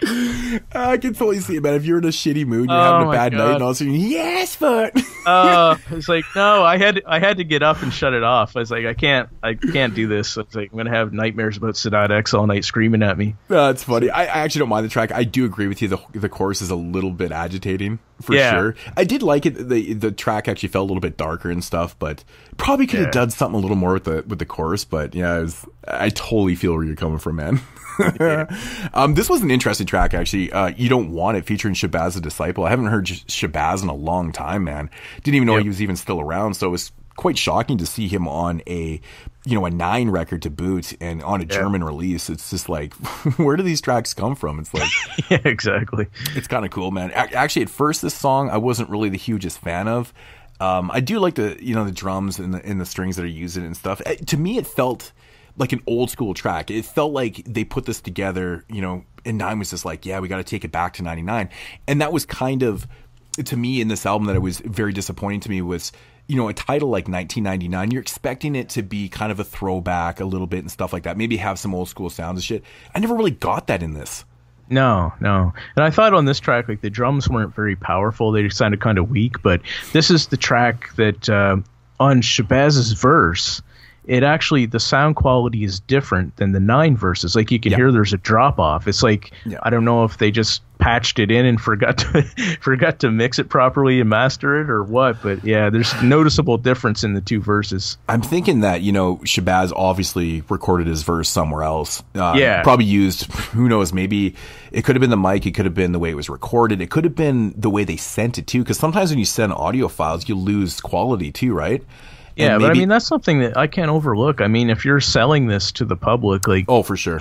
You got to do better than that. Like, it's just not... You can't make an excuse for shit like that. I couldn't agree with you more, man. I couldn't agree with you more. It's just... It's shoddy, man. With the amount of records today that are produced through the internet. I mean, look at BBC Darnie, man. The guy, he's... I think he's from Sweden, actually. He's like a Swedish producer. And he makes records with American artists and makes records with people all around the world. He's obviously not doing this shit face to face, right? Yeah. And these records sound good. They're mixed well, they're actually mastered well and shit like that. So it can be done. We've seen this over and over again. This is very, very amateur stuff. Yeah. So, but it's kind of too bad too, because I really was looking forward to Shabazz's verse and stuff. I was like, yeah, this is pretty cool, man. I'm like, woo, what's going on with the quality, man? Yeah, exactly. We just went from 1080p to fucking 480 here, man. It's like, holy shit, man. What the fuck?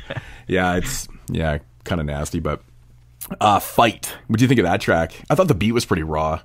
Actually, I thought the beat was pretty good on this. There's some funny lines on there. What was one he still had? He's still charming bitches the fuck out their thongs. Thought that was pretty funny. Yeah, that's awesome. Yeah, it's a pretty good track though. Yeah. Never Let Down. This track right here is it's definitely one of those tracks where you always have to have that happy feel type track on there, and this is Nine's happy feel track. I always call them the happy feel tracks. Yeah, you know what? As soon as I heard this, I got the same feeling like of Mr. Green and Pace One song. Like it has that same type of feel to it. Mm-hmm. And oddly enough, this one right here is the shortest song on the album. I think it's only like 2:20 or something, but it's kind of cool. But it's interesting too, because this song comes on and then the outro happens. Mm-hmm. And then I thought the beat in the outro was really dope, but it was the fucking outro. It's like, okay. Yep, so, had a dope beat and good scratches on there, but yeah, it's the outro. I know, and I was like, okay. And then we get into these, and this is when your album is pretty amateur, when your track 15 was where the bonus tracks start. And track 15 is actually called CD bonus track. Like, why CD bonus track is like... does it not have a fucking name? This is insanity to me, man. I find that to be irritating. Like, really, you couldn't even take the time to name your track? Like, come on, man. At least they named the rest of them, though. I know, and this is another one of those prime examples of Casio strings and Casio beats and really, really thin, awful sounding, shitty beats. I don't know, man. CD bonus track, not my favorite on the album for sure. No, actually, to be honest, I wasn't really a big fan of any of the bonus tracks on here. I thought they were all pretty kind of average. Like nothing was like overly terrible or anything, but I actually really like the next one, Who Not Knowin'. I really like that song, actually. It's funny. I actually have it written down. This is my favorite of the bonus tracks. Yeah.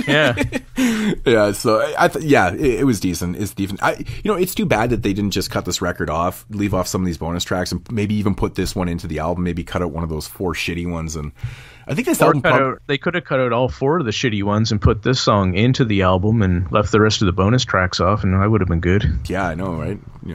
I mean, it wouldn't have been Illmatic with 9 songs or whatever, but what do you think of this one, man? This track, it's ugly. This one, man, I actually burst out laughing because it totally reminded me of DMX, like 100% DMX. Yep.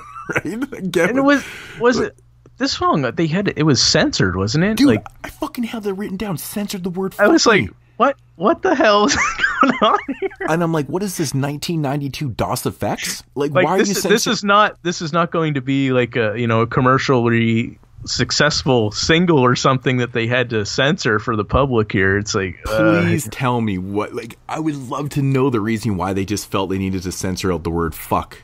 I have no idea. I laughed at that. I was like, did they censor that? And I had to take it back. I was like, yep, they did. It's like, man, I don't know. I know, right? It's just so bizarre. Yeah, actually, I don't know, man. I never understood that. It made no sense to me. absolutely no sense. It's like the stupidest fucking thing you could ever do, man. Feel No Guilt with Demasters. I don't know the MC. I have no idea. DMX, MC Shan samples, the beginning of the track. What'd you think of this one? I actually kind of liked the piano loop in this one. I thought it was actually pretty good. Yeah, I thought this was pretty decent as well. So, I mean, a couple of the bonus tracks are actually pretty good, but the other two were pretty damn bad. But this one I liked. I liked this one a little bit too, actually. I mean, I guess I didn't hate the bonus tracks. I mean, two of them I thought were pretty weak, but this one I thought was pretty cool. I like the. I'm a big fan of like going back and forth between. MCs. Yeah, there was some nice back and forth with them for sure. Yeah, so I mean that's kind of a cool way to end the track, or to end the album. But this one right here, man, it's too long. Yeah, it's a little bit underwhelming with the amateur mixing, mastering. There's a lot of technical problems with this record, man. It's just very disappointing. Very disappointing. I like Q9 or whatever that one was called. It came out a few years ago. I thought it was a lot better than this one. But it was even and that actually came out on Smoke On Records too. That one came out. That was one of their first releases like years ago in like 2006 or whatever. I don't know what it was, but. Yeah, 9 seems to be like their flagship artist type of guy, I say. Yeah. So, but yeah, you know what, man? I mean, I think even with mixing and mastering this album properly, it still is not going to be that great. There's more misses. I shouldn't say more misses, but there is a bunch of misses on this record. Yeah. And to me, it's still above average, but it's not great. I mean, if you're a really, really big fan of 9, I would suggest maybe checking it out. I mean, I've heard from people even in our group that they really like this album after I posted the thumbnail. So, I mean, it is what it is. I mean, people have different tastes and stuff, but I'm going to give this album about a 6 out of 10. I thought there was still some elements in this record that there was a couple tracks in here I liked enough, to still kind of, dig it. Yep, I gave it a 5.5, so I'm right there in the same ballpark with you. Yeah. 3 tracks, if you had to. I went with Must Be Love, My Life, and I actually did go with the bonus track, Who Not Known. Oh, yeah. So I went with My Life, Must Be Love, and Ask For It. Okay. Believe it or not, man. Even though, I mean, the chorus can be a little bit agitating, but I liked it. I liked the track. Yeah, that's cool. So that's 9, a little bit underwhelming, but it's still worth the listen. It's definitely Yeah, give it a listen, especially like you said, if you're a 9 fan, then definitely check it out and see what you think. So moving along into another album released by Smoke On Records, it is the brand new release from Group Home called Forever. Is it fair to say that? Is it fair to say Group Home? Because I think we're misleading and we're kind of lying. I think they're lying to us, to be honest. They are. They tried to pull a fast one, basically. They really are. And this, I actually started laughing at this because Lil Dap has put out solo albums, Yeah. And he's done solo stuff in his career. This album essentially is a Lil Dap solo record under the Group Home name. And what do I mean by that? Well, Nutcracker is really he only has one verse on the entire record, and I think he does a hook on another track. Yeah. So I thought this was very interesting. I don't know, man. What are your thoughts on this one? Actually, I thought the album was pretty damn good. I was surprised. Like, the first listen, I was like you said, there's like Malachi the Nutcracker. He's like, where the hell is he? It's like, I know. He comes in on hip hop, which is where is that in the track list? It's like, I think it's like middle of the album, somewhere in there. Yeah, it's track number 7. Yeah, and I was like, there he is. There's a Nutcracker, and he sounded good. He's real hyped up, real energetic, and then he was gone. It's like he went missing again. We first get to hear him on "Trust Me, Son," which it's totally that typical Group Home type song. You can trust me, son. It's just, you get to hear Nutcracker on the hook, and that was kind of cool, and it felt like a fucking Group Home track. Yeah, that was a good track. I like that track. And I was like, okay, it's pretty cool. But yeah, man, just a lack of Nutcracker. It's Lil Dap. And to be honest, I am a big fan of Lil Dap. I like him, man. I know a lot of people have problems with his voice and they're like, he's whatever. But I've always liked Lil Dap. I think he's pretty cool. So yeah, I like his voice as well. He's like I don't know. He makes all these little weird sounds. He's like, it's like, what's going on here, Lil Dap? Come on, what are you easing up on here? But yeah. But just like the 9 record, man, this must be like a Smoke On Records type deal because this one has 19 tracks. Very, very, it's about 62, 63 minutes long. There's a bunch of, there's 3 bonus songs on here. So kind of the same setup. So this must be like a Smoke On Records type thing, making real long records and putting bonus tracks on there and stuff. And this one also did have an intro and an outro as well. There was a skit thrown in there, but definitely the intro and the outro were pretty dope beats. So I know, right? The intros were awesome. I have dope scratches and shit, man. Yep.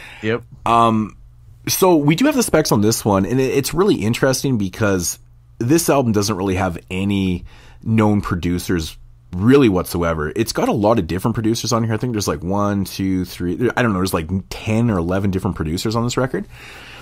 And so I'm looking at their credits, and they pretty much, the only credit they have is this record.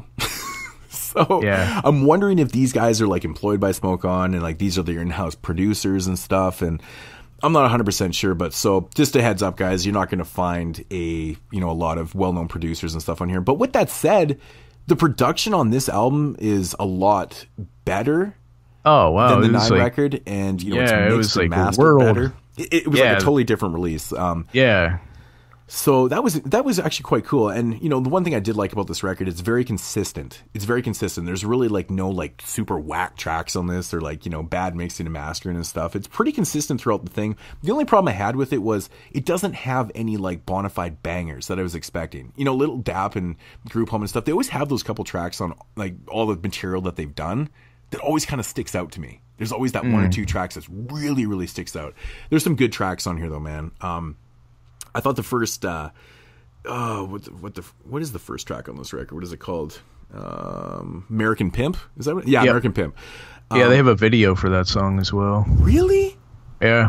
Oh man, that's crazy, man. I've never been really a big fan of Ty Nitty before. I'm never really cared for the Infamous Mob that much, but that beat right there I thought was perfect. It just sounds like old Group Home, man. It's, I don't know, it just has that kind of feel, it's weird. Yep.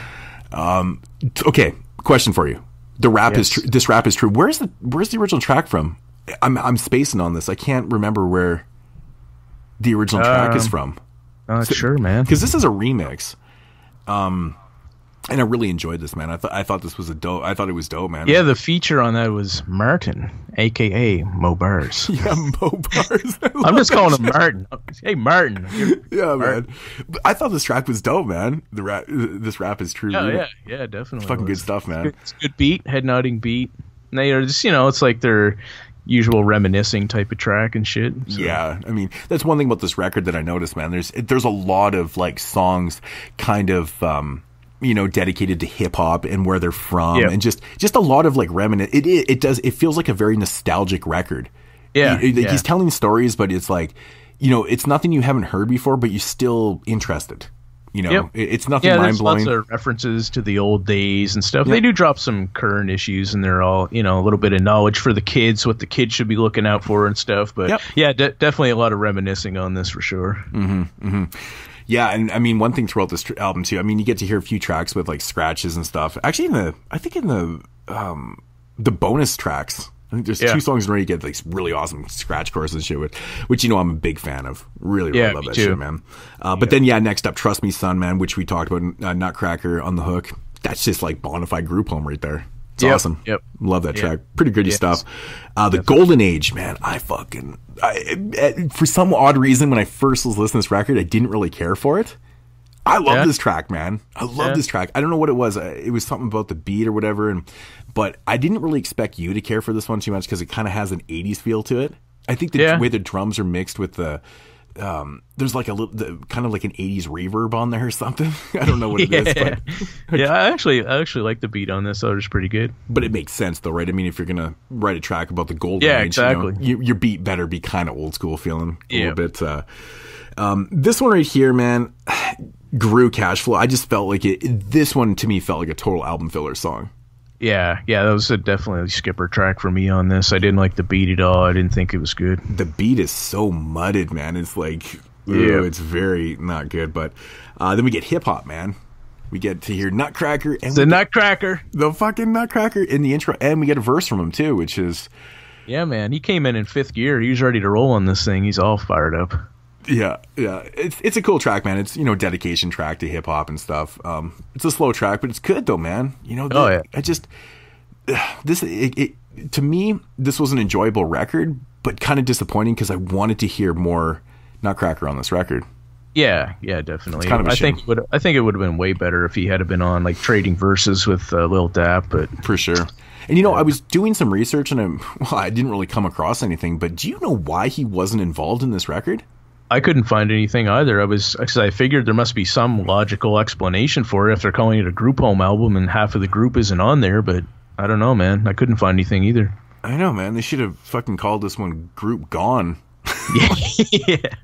Like, I don't get it, though. Like, it's like, I can't find any information. I was like, maybe is Nutcracker back in jail or something like that, but... Maybe he get out of the group home. He's on his own now. I don't know. It's like, yeah, exactly. He's living on his own, man. Yeah. He's got his own place now. Shit, man. The song Staring Like a Hawk. Man, the bass line, awesome. Love that shit, man. Pretty sinister beat on there. You know what's actually kind of interesting about it? He sounds like Madchild on this track. Yeah. Totally sounds like Madchild. That's fucking bizarre, man. This is so bizarre. Then we get into a skit, which is, it's like taken from a live performance. I think it's kind of like a Gru dedication, I think is what it was. Yeah. Then here's when you get into like very typical like New York. And I love this about New York rap is that they always write songs about like New York and, New York to somewhere else. You ever notice that about like New East New York Theory featuring Sadat X? I mean, you have to have a track like that featuring Sadat X. That's just like amazing. It just has to. Simple track, but kind of effective, I guess. Yeah, we had a nice little trumpet in there, and Sadat X was solid as usual in the feature. So yeah, it's a good song. Yeah, and then you got PA to NY. It's so awesome, man. It's just like typical. Like, hey, man, we need to have this song PA to NY right after this one. It's fucking awesome, but I this didn't one, like that one though. See, I like the fucking the beat is a little bit mudded and shit, but I like the sax in it though. I'm a big fan of sax, man, in tracks. I don't know what it is. It just doesn't get used enough, and I think when I hear it, I'm like, oh yeah. It kind of always reminds me of like the cheesiness of the Lost Boys. You know that track in the movie with the fucking sax. So good. I just thought it's kind of weird, like had like scary voices and shit in there on the hook, but whatever. It's all right. Yeah, a little bit different, right? I could have done without this one for sure, though. Bless. This is one that I felt was another really hard filler track. Like I call them the baby samples that are in there, like that little. Yeah. Sometimes I just find that they're not flipped properly. They get kind of boring and they're very repetitive and stuff. And it's just you hear this stuff a million times. Like over and over again. I mean, obviously that sounds kind of retarded in a sense because, we listen to hip hop and a lot of the stuff is, kind of a little bit repetitive stuff. But when you flip those samples, they're just kind of generic sounding.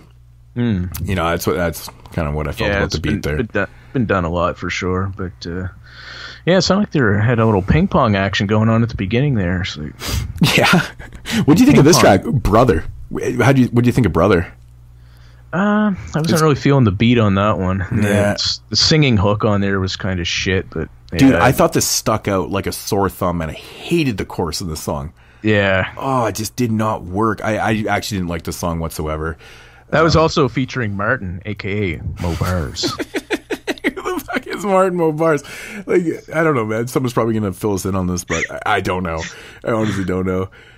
Here is an amazing album title. The LP.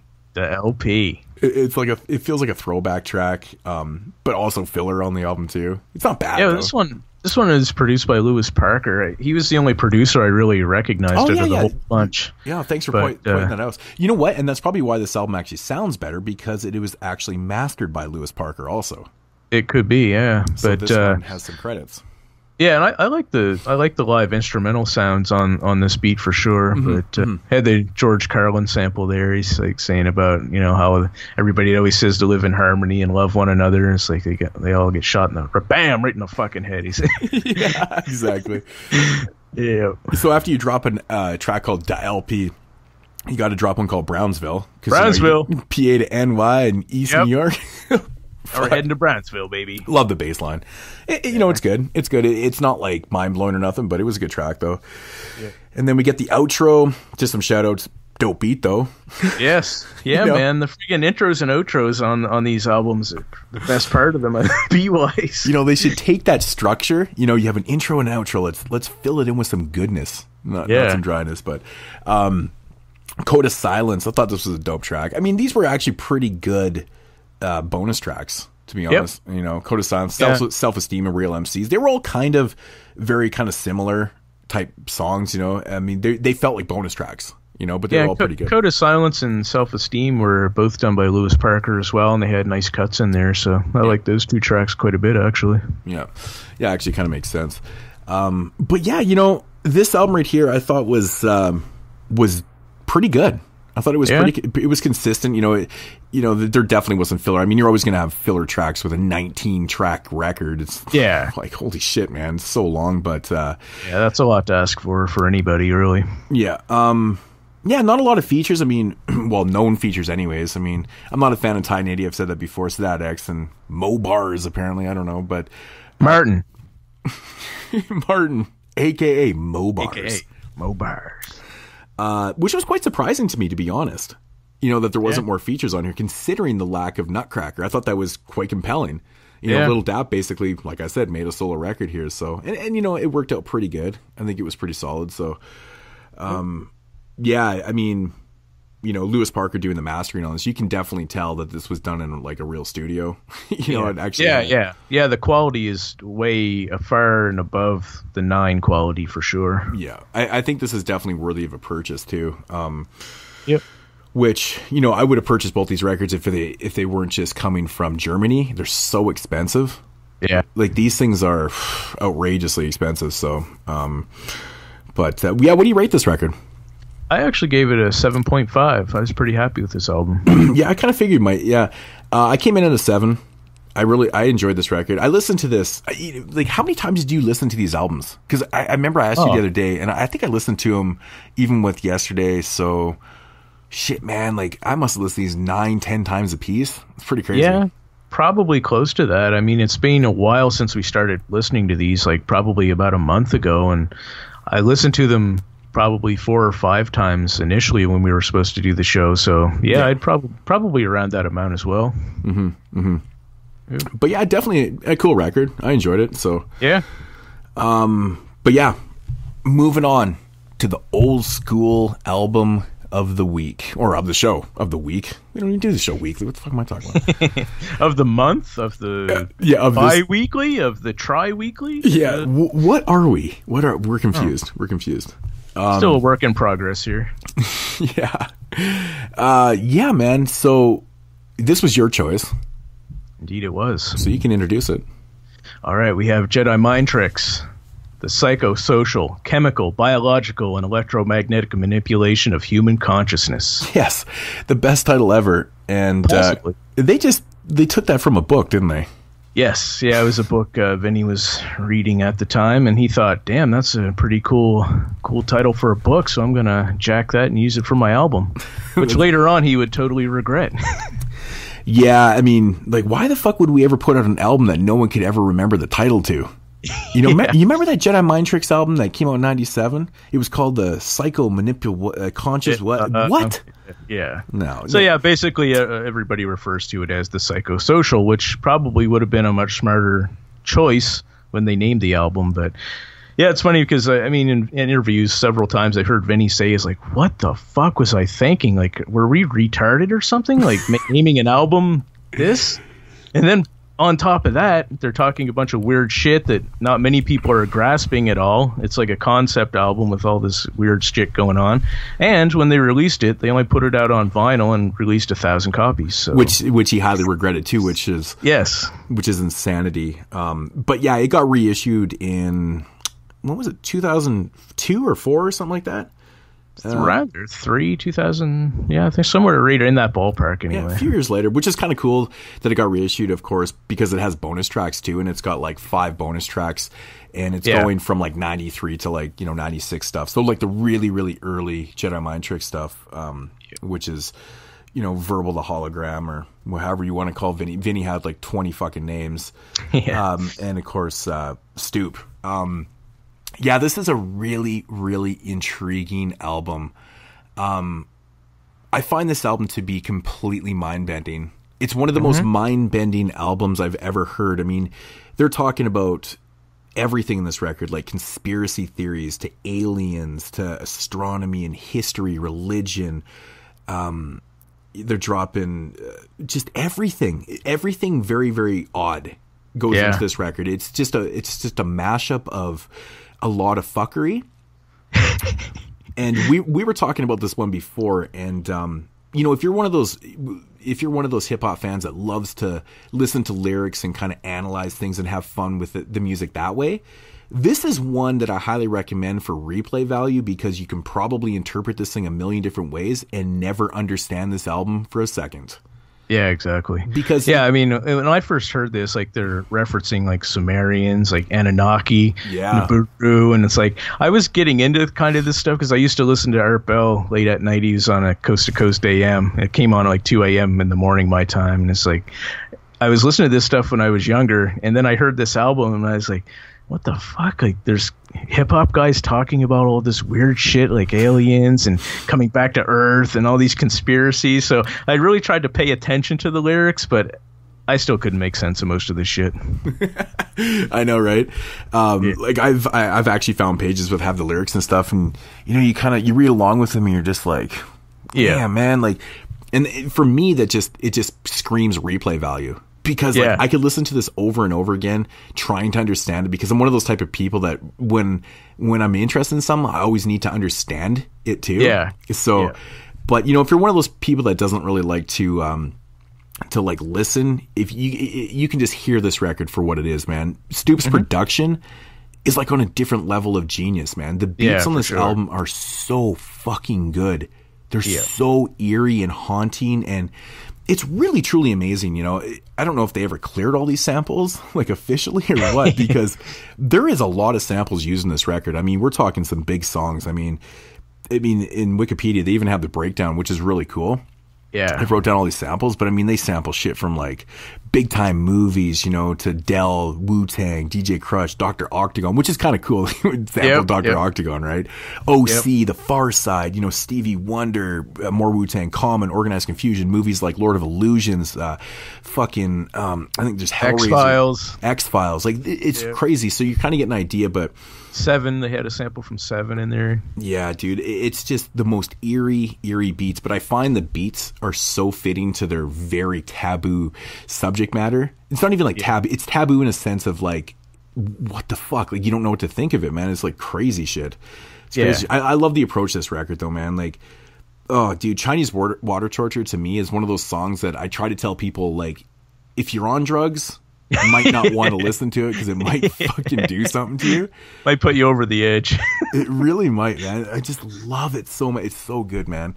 I love listening to these albums too, because Vinny sounds, well, I'll call him Vinny, but Vinny Paz sounds so young on this record, and you can see the growth in his style and his delivery and his content over the years and stuff. It's just like, it's really truly outstanding. And same with like Apathy.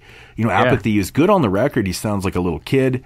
And but yeah, the progression of how good these guys have gotten over the years, like, they're really dope MCs, man. Really good shit. But very cool stuff that they were intrigued at this stuff, and you know, they didn't kind of stick with. I mean, a little bit in their later works and stuff, but you know, Vinny talks about religion like he does in this album quite a bit too. To a certain, you know, to a different degree nowadays. It's more like calculated. This was kind of like figuring things out. Yeah, exactly. He said that as well. He's like, if I had all of these things that I was reading, and you know, I would present them in a totally different way at this point in my life than I did at this time. But you know, that's what happens when you're young and you're taking in all this knowledge and information, and you're spitting it out there. Yeah, dude.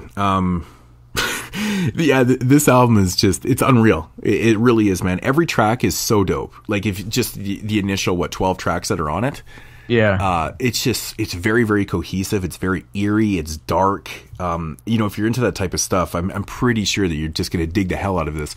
You know, as a hip hop fan, like, I couldn't imagine people not liking this record. If you're into this underground type music and stuff, like I said, if you're not digging the content, beat wise, you cannot this album cannot fail you. Exactly. It cannot fail you. And I've heard a lot of people talk about the lyrics and it's like say this is like nerd shit, and it's like, why would anybody make an album like this? I don't want to listen to this stupid shit. Like, you know, I don't understand what they're talking about. Who wants to take the time? I just want to listen to music. But like you said, man, if you just want to listen to music, you don't really have to pay attention to the MCs because they sound fine if you're just listening rhyme wise. But the beats, man, Stoop like is, oh man, so good. It's some of the best production. It really is, man. It's probably one of the most underrated produced albums out there. Like this album never gets credit for its production. It always gets credit for, it gets talked about in the manner of being a very strange album that nobody understands, and like, what the fuck were they kind of thinking? And it's always the reaction that you get from people.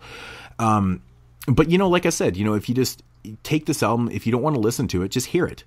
Check the beats out. It's worth it just for that, man. It's amazing. And maybe one day after you hear the beats enough, you might want to listen to what they're saying and try to figure it out. If not, it's not going to ruin the record for you, man. It's not nerd shit at all. It's very intriguing. I find it very interesting that, you know, Vinny, they even admitted that a lot of the stuff they were writing didn't even make sense to themselves. They were, they were flipping what they were reading, but they didn't really know what it was. And, you know, it's kind of, you know, it's the art of, you know, just crafting a flow and writing rhymes. It helped them with their careers, really. Like writing this type of complex, weird shit I think it's intriguing as hell, man. I think it's really fucking cool, man. Yeah, I mean, I would rather take the time and try to decipher what they are saying, even if it doesn't make sense in the end. At least, like, it puts you into an area where you're going to investigate and look into things, rather than just be like, okay, this is what he's saying, it's over. So yeah. Yeah, man, the bonus tracks on here. So we got Communion, which is featuring the Lost Children of Babylon, which is pretty cool. It's from 1996. It's just like a huge posse track, you know. So these songs right here are a little bit different than the actual concept record, because these ones were recorded between 93 and 96. But, you know, in a sense, they're still kind of out there, kind of foreign territory, alien, strange rhymes at times and shit on these ones too, but I thought this song was like one of the weirdest beats on the album. It has like a weird humming bass in it. It's like, what the hell? Yeah, dude, totally, 100%.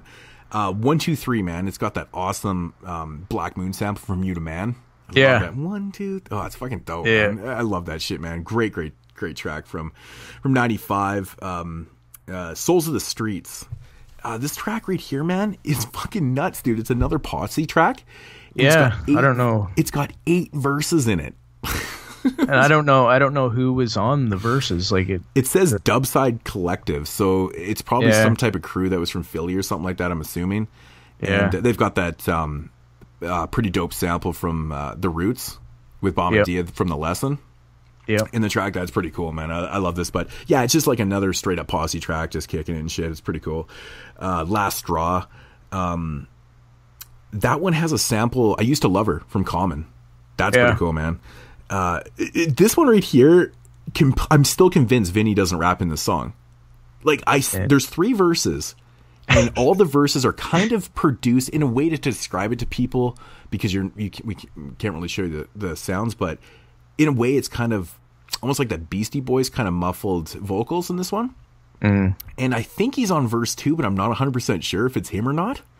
Yeah, it's hard to tell, really, but I mean, he has to be on. I would assume, right? But like, I tried for years. I've never been able to figure it out because I can't find anything that's officially saying that he's on this track. But he's got to be. Yeah, it has to be him. Then you got Tug of War, fucking dope sample from Main Source, just hanging out.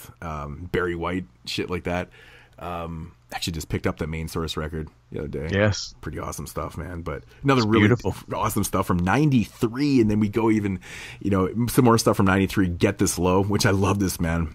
Awesome samples in this shit, man. We got the Protect Your Neck sample in there. And then we got the Marley Marl and Biz Markie. We write the songs. There's a sample of that in there too. Like, they use so many amazing samples on this record. Oh, like, if you're a hip hop lover and you love hearing samples and shit like that, this is an album for you. It's just, it'll keep you interested throughout the whole thing. So yeah, and this track also is Black Thoughts on there, and Just Allah, who would later become a member of the group and then later become not a member of the group. So. Yeah, that's right, man.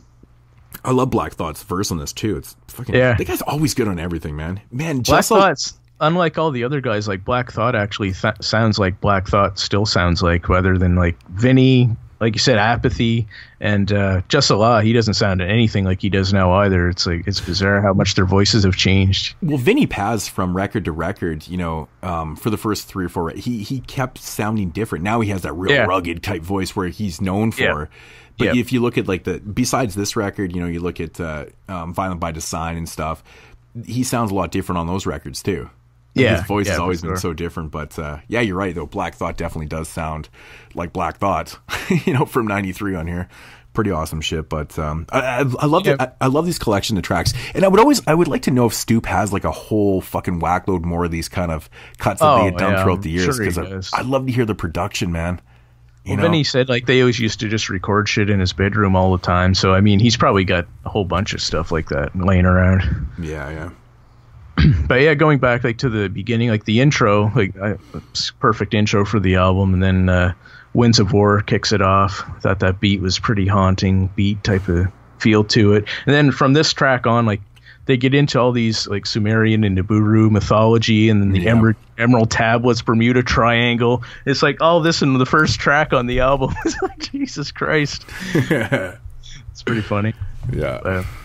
And then, like you said, like Chinese Water Torture, one of the craziest beats on there. It's like, man, if you're into conspiracy and all this alien shit, and you're high and you listen to that song, definitely in dangerous territory right there. Yeah, dude, I totally agree, man.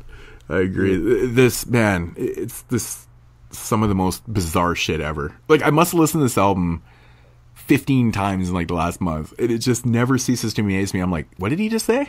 Yeah, I had it on late last night at like 2:00 in the morning. I'm throwing that on again. It's like, oh man, it's so crazy. I like reading the lyrics with it too. It's just bizarre shit. I still don't understand it. Like this many years later, I still don't get it. But I know even some of the words and like the terminology and stuff in this one is like, wow, like what? You know, I gotta look that word up, man. I'm not even 100% sure on that. But and the fourth track was that's the first one. Apathy is on the Three Immortals. Do you like what you think about that track? I love that track, man. Nice, awesome. Three Immortals is so dope, dude. So dope. That was when they had the Hellraiser sample in, isn't it? At the beginning. I believe I'm pretty sure. So actually, yeah. You're right. Yeah, and it's got that fucking that DJ Crush sample. Actually, it's actually Black Thought's verse from the DJ Crush track. That's what it is. So yeah, and I don't know. Like you said, man, the whole album pretty much is good shit. But Vinny, even on Omicron, that's also featuring Apathy. He even got in a pro wrestling reference on that one. I thought it was pretty funny. Yeah. It's like, I stand here with the hearts of the meek. I bring pain, camel clutch, iron cheek. Like, yes. Outstanding. And also on this album as well, he mentions Voltron a couple of times. I'm like, what the fuck? He's like, he's got all this weird shit. Plus, he's talking about professional wrestling and Voltron, like Transformers. Like, oh my god, Vinny, what's going on here, dude? Yeah, it's all over the place, man. It's freaking funny. Yeah, it really is, man. It's definitely one of those records that you just have to listen to. It's really hard to describe this album. Yeah, you know, without actually hearing it, because it's so different. It's really different. Yeah, you know, lyrics wise, it's out there. Beat wise, it's kind of out there. But yeah, it is like when I first heard this, I had never heard anything like this. No. But it's always been one of those records. I think if you were in the mood to like listen to some spacey kind of weird shit, and you wanted like a double album kind of mashup, I think this would go pretty. I think it would complement like a Dr. Octagon in the sense, like, you know, like kind of weird, kind of spacey Dr. Octagon. And then you get into like this more kind of darker, like conspiracy theorist type shit. It'll just keep your head kind of spinning. I mean, really cool. Keith does that to you all the time anyways, but this is one of a kind. Yeah. There's no album that's ever been done like this, and it's never been duplicated, never will be. And that's why I feel like everyone needs to check this out. It's a really, really amazing hip hop record, man, and this is a prime example of an album that was probably, you know, I mean, not solely created because of, you know, the Puff Daddy theory, you know, but just oddly enough, you know, this album was recorded 96, 97 kind of thing, and in a totally different universe than what he was in, completely. For sure. And it's like, they were probably thinking, fuck man, the guy's blowing up the world, he's ruining shit. Let's put out the most extremely odd thing ever, and we'll try something, polar opposite. And this is what happened.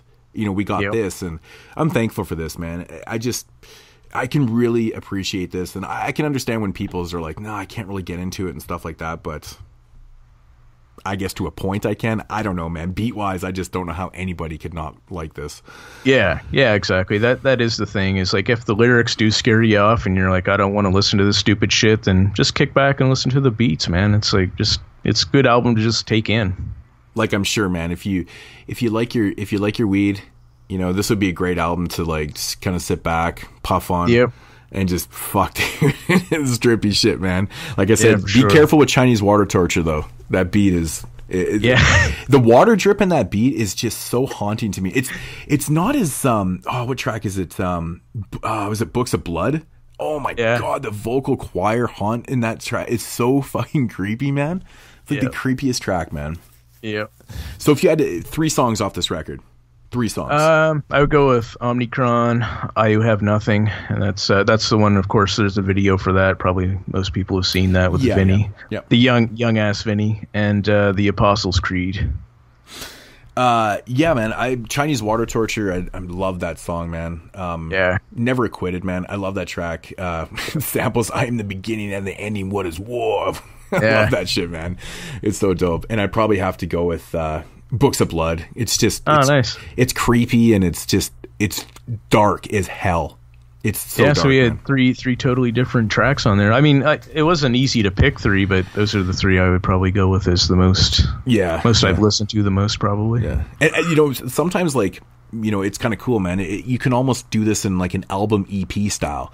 You can listen to the record, and if you want, just kind of skip right to the the bonus tracks, and it kind of plays out like a random EP. And it's different. It's totally different type of stuff than, a little bit, it's not as dark and haunting as the first half of the record, but no, definitely not. But yeah, really, really amazing stuff, man. Ratings. I'm going with an 8.5er. I got a 9 on this one. I think this one is just, it's on a different level, man. It's one of those records that like, I still get goosebumps when I hear shit. I'm like, damn, man. Like, really, really cool shit. And I would love to interview Stoop one day and be like, dude, has he ever done an interview? I don't think he has ever done an interview. Well, we need to change that, man. We need to get him on the show, but that would be hilarious. I would like to ask him. Ever interview the dude? He 100%. There's no way that they cleared these samples. There's no way. Yeah. I mean, at that time, they had no money, so dude, they were pulling they sampled Wu-Tang a couple times, dude, and like Barry White and these were some pretty interesting shit, man. Like famous and I would say if stuff. You're a fan of like early Wu-Tang with RZA production, then definitely I think Stoop was influenced a lot on this album from that type of production style. On the Apostles' Creed, man, the Time's Up sample is so dope. Oh yeah, dude, the way they flip the vocal in there, it's so awesome, man. Yep, man, we're gushing. Yeah, I love this record though. It's really good. So that was an awesome choice, by the way. Really, really good stuff. So yeah, I just thought, I was like, I want to listen to this album and really try to take it in a bunch of times, and I was happy that I did. Yeah, man, for show. Yeah. Alrighty, so that is going to conclude episode 4 here on Disposable Arts. If you guys are still with us, man, thank you for listening, and hope you guys enjoyed the show. If you guys have any recommendations for albums, questions, comments, whatever, leave them down below. I'm sure you guys can get a hold of us somehow. Jay's on Twitter.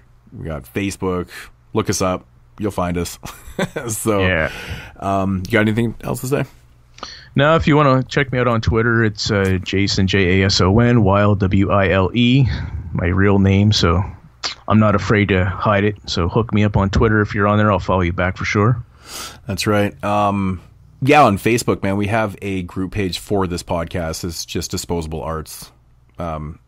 So check us out on there. Join the group. Come join the conversation. And until next time, man, check you guys later. Peace.